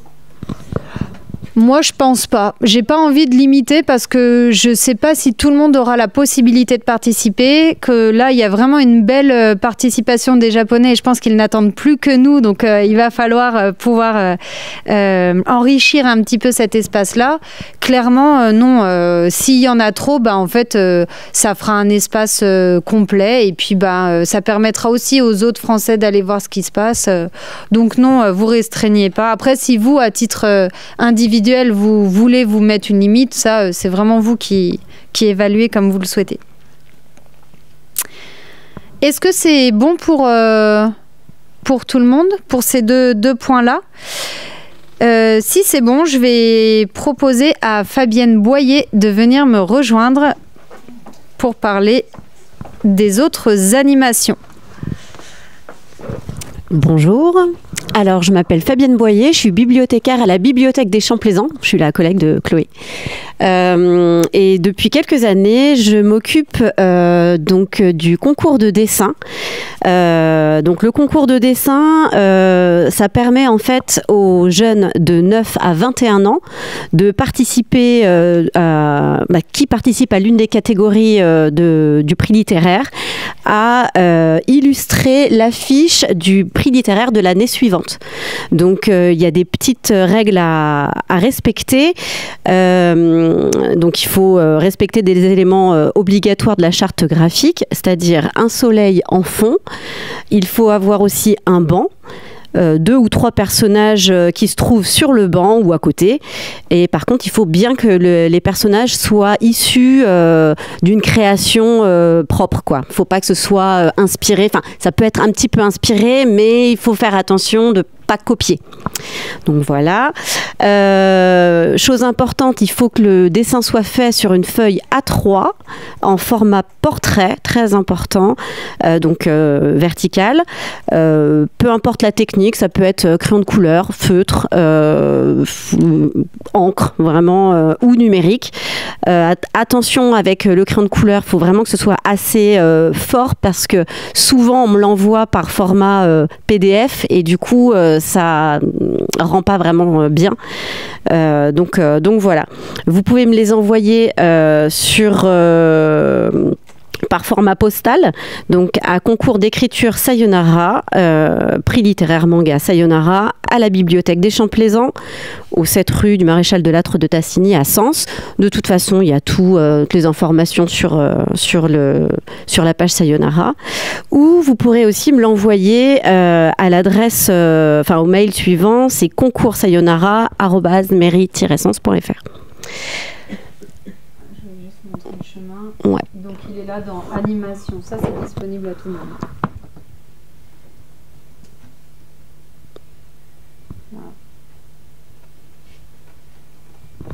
Voilà, pour le concours de dessin.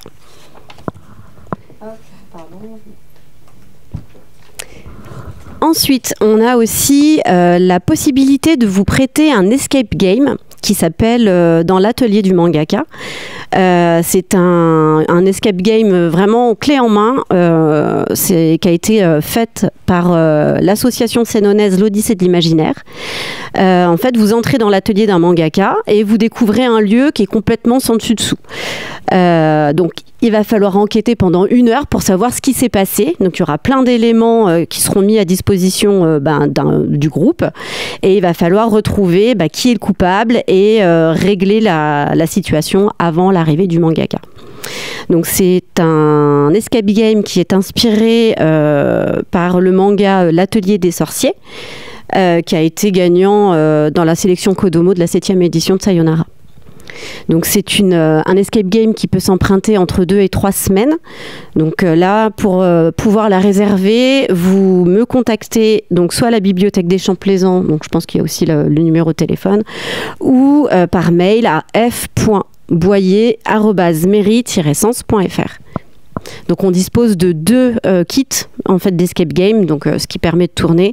L'année dernière, on s'était arrangé avec la MDY pour faire des navettes, donc c'est possible aussi parce que normalement il faut venir la récupérer à la bibliothèque des Champs-Plaisants, mais ce sera possible de le faire aussi pour rapprocher un petit peu les escape games d'Auxerre. C'est aussi possible de l'emprunter en version numérique. On a tous les fichiers. Par contre, ce sera à vous de l'agrémenter avec, par exemple, il y a une ombrelle, il y a des baguettes, ce genre de choses qui peuvent être constituées assez facilement par vos soins. Donc,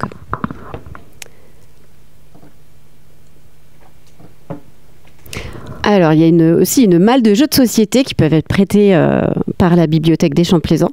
Je ne sais pas si vous l'avez. Non, vous n'avez pas ici. Ça sera vraiment juste aux Champs-Plaisants. On a en fait la possibilité d'avoir plein de jeux qui sont avec une thématique japonisante. Donc, pareil, vous m'écrivez, vous m'appelez et je pourrai vous mettre sur la liste pour des emprunts qui seront pareils entre 2 et 3 semaines. Ensuite, une exposition également. Donc là, c'est pareil. Vous venez à la bibliothèque ou par le biais de la MDY et on fera des prêts, toujours la même durée, entre 2 et 3 semaines. Voilà. Je t'en prie. Merci beaucoup. Donc, comme je ne sais pas si vous avez vu en naviguant, je suis allée un petit peu vite pour retrouver l'ensemble de ces animations que c'est un petit peu clé en main qu'on propose chaque année. Vous pouvez aller donc dans animation, là où vous aviez le concours de dessin. En descendant, vous allez avoir la boîte à outils. Et dans cette boîte à outils, alors on doit la nettoyer et je suis très en retard là-dessus, donc il y a peut-être des choses qui ne sont plus vraiment d'actualité, mais en tout cas ça peut quand même vous donner des idées sur cette malle de jeux de société qui se trouve aussi à la bibliothèque de Toussy, en tout cas qui s'y trouvait, je ne sais pas si c'est encore le cas, mais on peut se renseigner. L'exposition dont on parlait, des accueils d'intervenants qu'on a pu faire avec les contacts intervenants, voilà. Après ça peut être des choses qui sont très simples à mettre en place, d'autres un peu plus complexes qui vous permettent d'avoir des idées et qu'on continue à faire vivre tout au long de l'année. Hop. Est-ce que vous avez des questions par rapport à tout ça? Vous êtes sage. Alors, je comprends. Pour poursuivre donc le contenu proposé par les professionnels du livre, je vais appeler l'exceptionnelle Emeline Merloz pour nous parler des supports professionnels et du livret de suggestions ou carnet de suggestions. Merci. Donc je vais vous dire quelques mots sur ce carnet qu'on appelle plus communément dans le comité le repêchage. Donc il regroupe tous les mangas qui ont retenu notre attention et qui pour autant ne sont pas en sélection, tout simplement parce qu'il faut faire des choix. Ça évite de nous battre trop longtemps. Et puis certains nous paraissent en fait plus appropriés dans un fond plutôt que dans le prix. Et donc j'insiste sur le fait que ça n'enlève en rien la qualité de ces mangas. Ils sont tous aussi très bien. Donc le but est vraiment de vous donner des pistes de lecture, des idées pour compléter vos collections ou pour vous permettre de travailler autour d'une thématique, puisqu'à chaque manga, vous allez retrouver les thématiques principales. Donc vous allez retrouver les 4 catégories traditionnelles, Kodomo, Shoujo, Shonen et Seinen. Il vous suffit de cliquer sur le manga qui vous intéresse. Donc là par exemple les Shoujo. Et donc vous cliquez sur un des mangas et vous avez une sorte de carte d'identité avec toutes les références, les thématiques et puis l'avis d'un des membres du comité. Voilà. Et donc ce carnet se trouve dans l'onglet animation du site Sayonara. Et effectivement, il y a les autres mangas des années précédentes que vous pouvez retrouver tout le temps.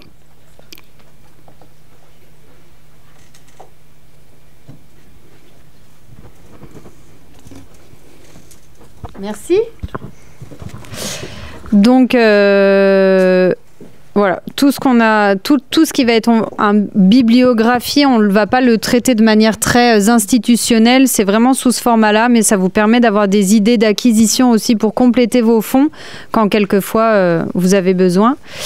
Je vais appeler Stéphanie pour nous présenter la deuxième partie des supports professionnels avec les fiches pédagogiques, qui est un très gros morceau, et j'en profite pour féliciter toute l'équipe parce que j'en ai pas fait une seule évidemment, mais il y a un travail, c'est pas bien, mais il y a un super travail et vraiment on aimerait que vous puissiez, si jamais vous les utilisez, nous faire un petit retour. Déjà, juste savoir si vous les utilisez, parce que c'est une question qu'on s'est vraiment posée cette année, notamment pour la question des seinen. Est-ce qu'en lycée, c'est quelque chose qui est utilisé, les fiches pédagogiques, ou pas du tout?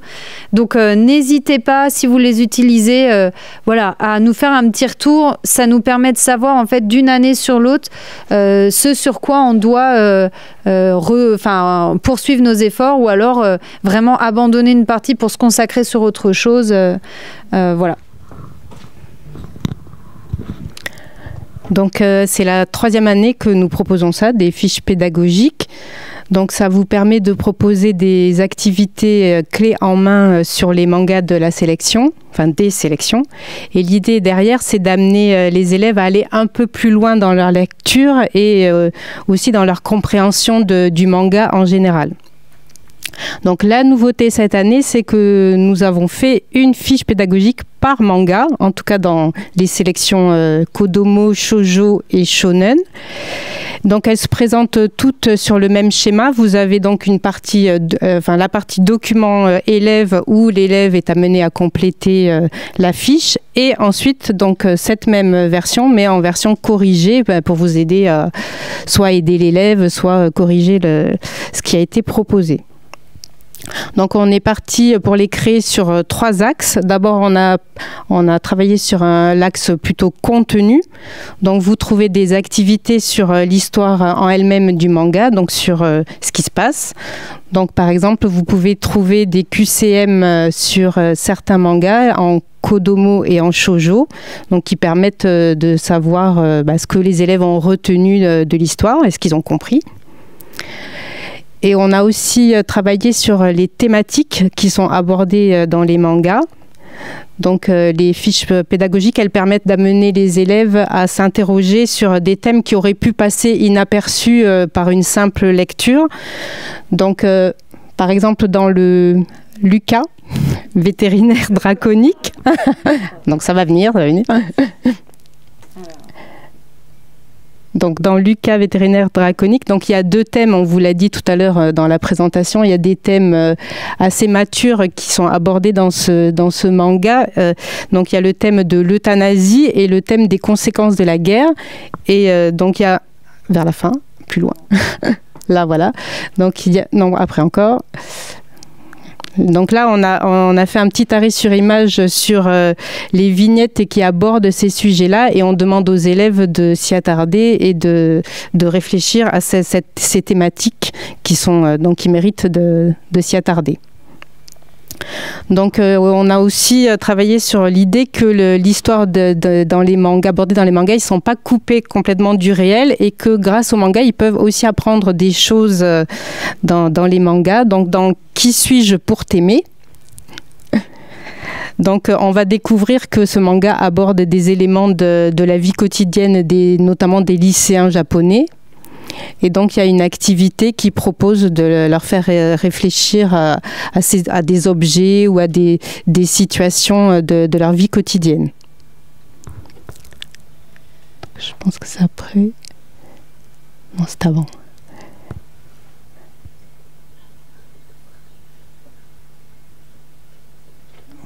Là, voilà, donc c'est là, vous avez par exemple des questions sur les cerisiers, sur des concours d'entrée à la fac, etc., qui font partie du quotidien d'un lycéen ou d'un étudiant japonais. Donc vous avez aussi des zooms sur des métiers, puisqu'il y a certains mangas qui permettent d'aborder des métiers. Vous avez Dinosaur Sanctuary par exemple, où donc on aborde le métier de soigneur animalier.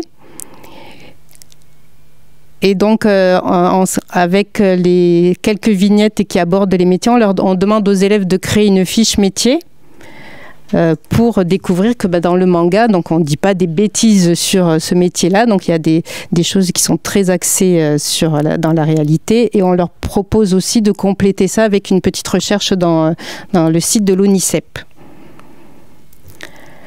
Donc on peut aussi dans certaines fiches pédagogiques aussi leur montrer que les thématiques qui peuvent aller un peu plus loin dans les thématiques qui sont juste évoquées dans les mangas. Donc c'est le cas pour Earth Programme. Donc ce manga parle il y a toute une thématique sur les robots. Et donc la fiche pédagogique, c'est l'occasion de les amener à faire une recherche documentaire sur un site et dans une vidéo pour découvrir tout ce qui est la robotique au Japon. Donc découvrir tout un tas de choses sur ce thème-là et donc aller plus loin dans la découverte de ce thème-là. Donc ça, c'est ce qui est au niveau du contenu. Et donc ensuite, on a travaillé le deuxième axe plutôt sur le côté, sur les codes spécifiques du manga. Donc en haut, vous avez deux documents généraux. Donc l'un, c'est les caractéristiques du manga. Donc celui-là, il était déjà là l'année dernière. Et un autre sur les expressions du mouvement. Donc vous pouvez le montrer tel quel. Donc pour enrichir la culture manga des élèves. Mais il y a dans certaines fiches pédagogiques aussi un travail demandé aux élèves à partir de ces documents. Donc par exemple dans Jiangxi X, donc les élèves doivent regarder celui-ci, l'expression du mouvement, et ensuite ils ont une analyse d'une scène de combat à faire en utilisant tous les exemples qu'ils ont trouvés là et en repérant et identifiant ce qu'il y a dans cette scène, à l'aide de ce document-là.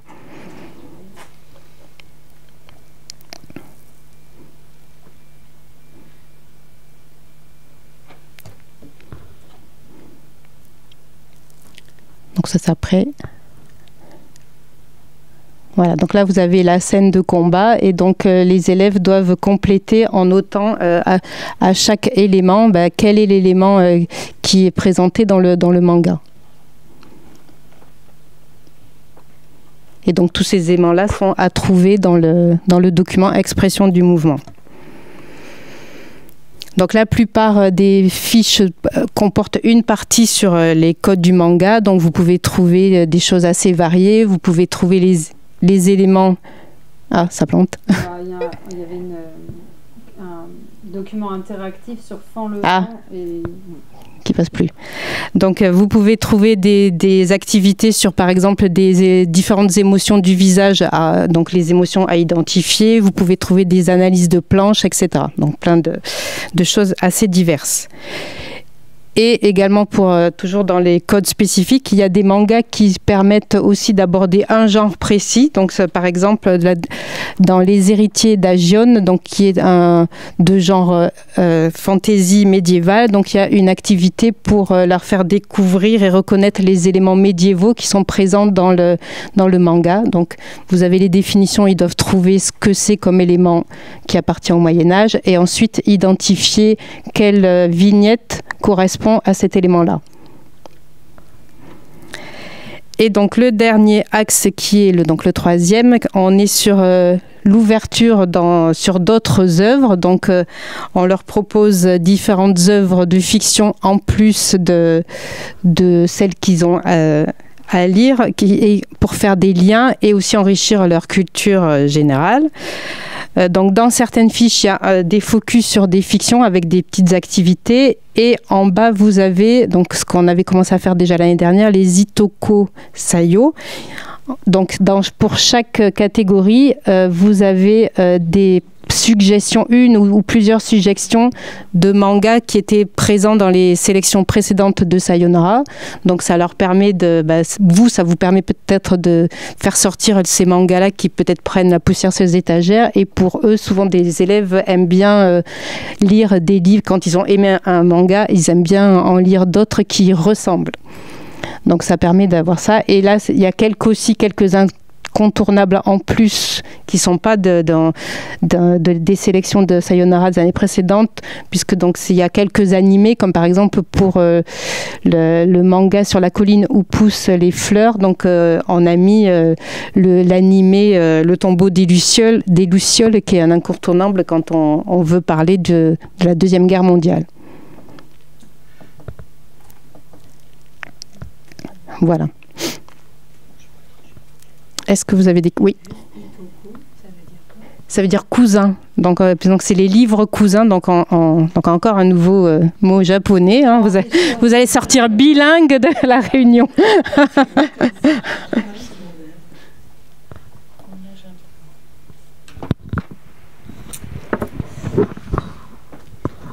Voilà, merci beaucoup Stéphanie, merci à tous les collègues qui ont travaillé sur toutes ces fiches, tout ce travail de fond, et on tenait vraiment à prendre le temps de vous les présenter. Alors on va pas toutes les montrer, mais prenez le temps d'aller vraiment les voir parce que ça peut vraiment vous accompagner, même en bibliothèque sur une après-midi, de découverte des séries.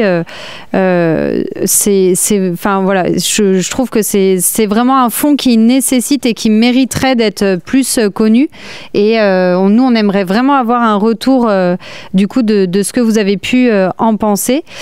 Sur la partie technique, je veux bien un retour aussi des fiches ou des liens qui ne marchent pas, parce que des fois il suffit qu'on rajoute un bloc, ça enlève le lien d'à côté. Donc là je viens d'en noter 2-3, mais n'hésitez pas, si jamais vous voyez un bloc et que ça ne marche pas, c'est qu'il y a quand même un lien normalement derrière, et je corrigerai le tir sans problème dans la foulée. Voilà, donc je reviens sur le diapo qui touche à sa fin. Hop, donc les fiches pédagogiques, on en a parlé. Comment s'inscrire si vous n'êtes pas encore inscrit, et s'il fallait cette matinée pour en tout cas pour peser dans la balance et vous faire participer, n'hésitez plus. Il faut donc se rendre sur l'espace pro. Donc quand vous êtes sur le site, c'est ici. Quand vous êtes déconnecté, vous arrivez, évidemment, je vais juste revenir sur la page d'accueil. Hop.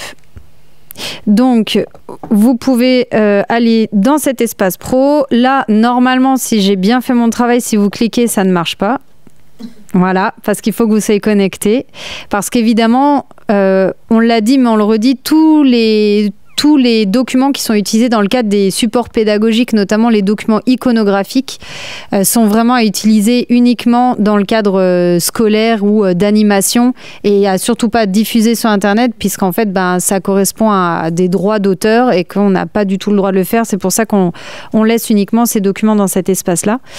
Donc voilà, première inscription, vous cliquez ici pour vous inscrire. Deuxième temps, donc moi je reçois votre inscription, je vérifie que vous existez bien et que vous n'êtes pas je ne sais pas qui ferait pas partie du prix. Je valide votre participation, et ensuite vous pouvez cliquer ici pour vous connecter en notant bien votre identifiant et votre mot de passe, et en attendant bien avant de se connecter, parce que moi-même je me fais avoir 2 fois sur 3, il faut bien attendre la coche verte, parce que si vous cliquez là direct, ça ne marche pas. Là, vous pouvez vous connecter. Sinon, il considère que le CAPTCHA n'a pas été validé, et du coup, ça bloque. Donc voilà. Une fois que vous êtes inscrit, vous avez accès à l'ensemble des blogs dont on a parlé. Est-ce que vous avez des questions sur l'inscription ? Je le redis, c'est évident, mais je préfère le redire, l'inscription est entièrement gratuite. La seule charge qui vous incombe, c'est celle relative à l'achat des livres. Mais à part ça, tout ce qui sera dans le cadre de Sayonara, les animations, tout est prêté, tout est confié, il n'y a pas de problème, tout est gratuit. L'idée, c'est vraiment de partager notre passion du manga. Voilà, alors si vous avez des questions, n'hésitez pas, on arrive à la fin de cette présentation. Si vous n'avez pas de questions, je vous donne rendez-vous à 14h. Ouais, je vous donne rendez-vous à 14h pour parler plus précisément du fil rouge. Et si vous êtes intéressé, pour les personnes qui sont présentes, par les prêts de sacs manga de l'AMDY, vous pouvez tout de suite aller voir Myriam pour... Je vous remercie à toutes et à tous pour votre écoute. J'espère que vous avez passé une bonne matinée et que vous allez participer et qu'on soit super nombreux pour cette nouvelle aventure. Merci à tous et à bientôt.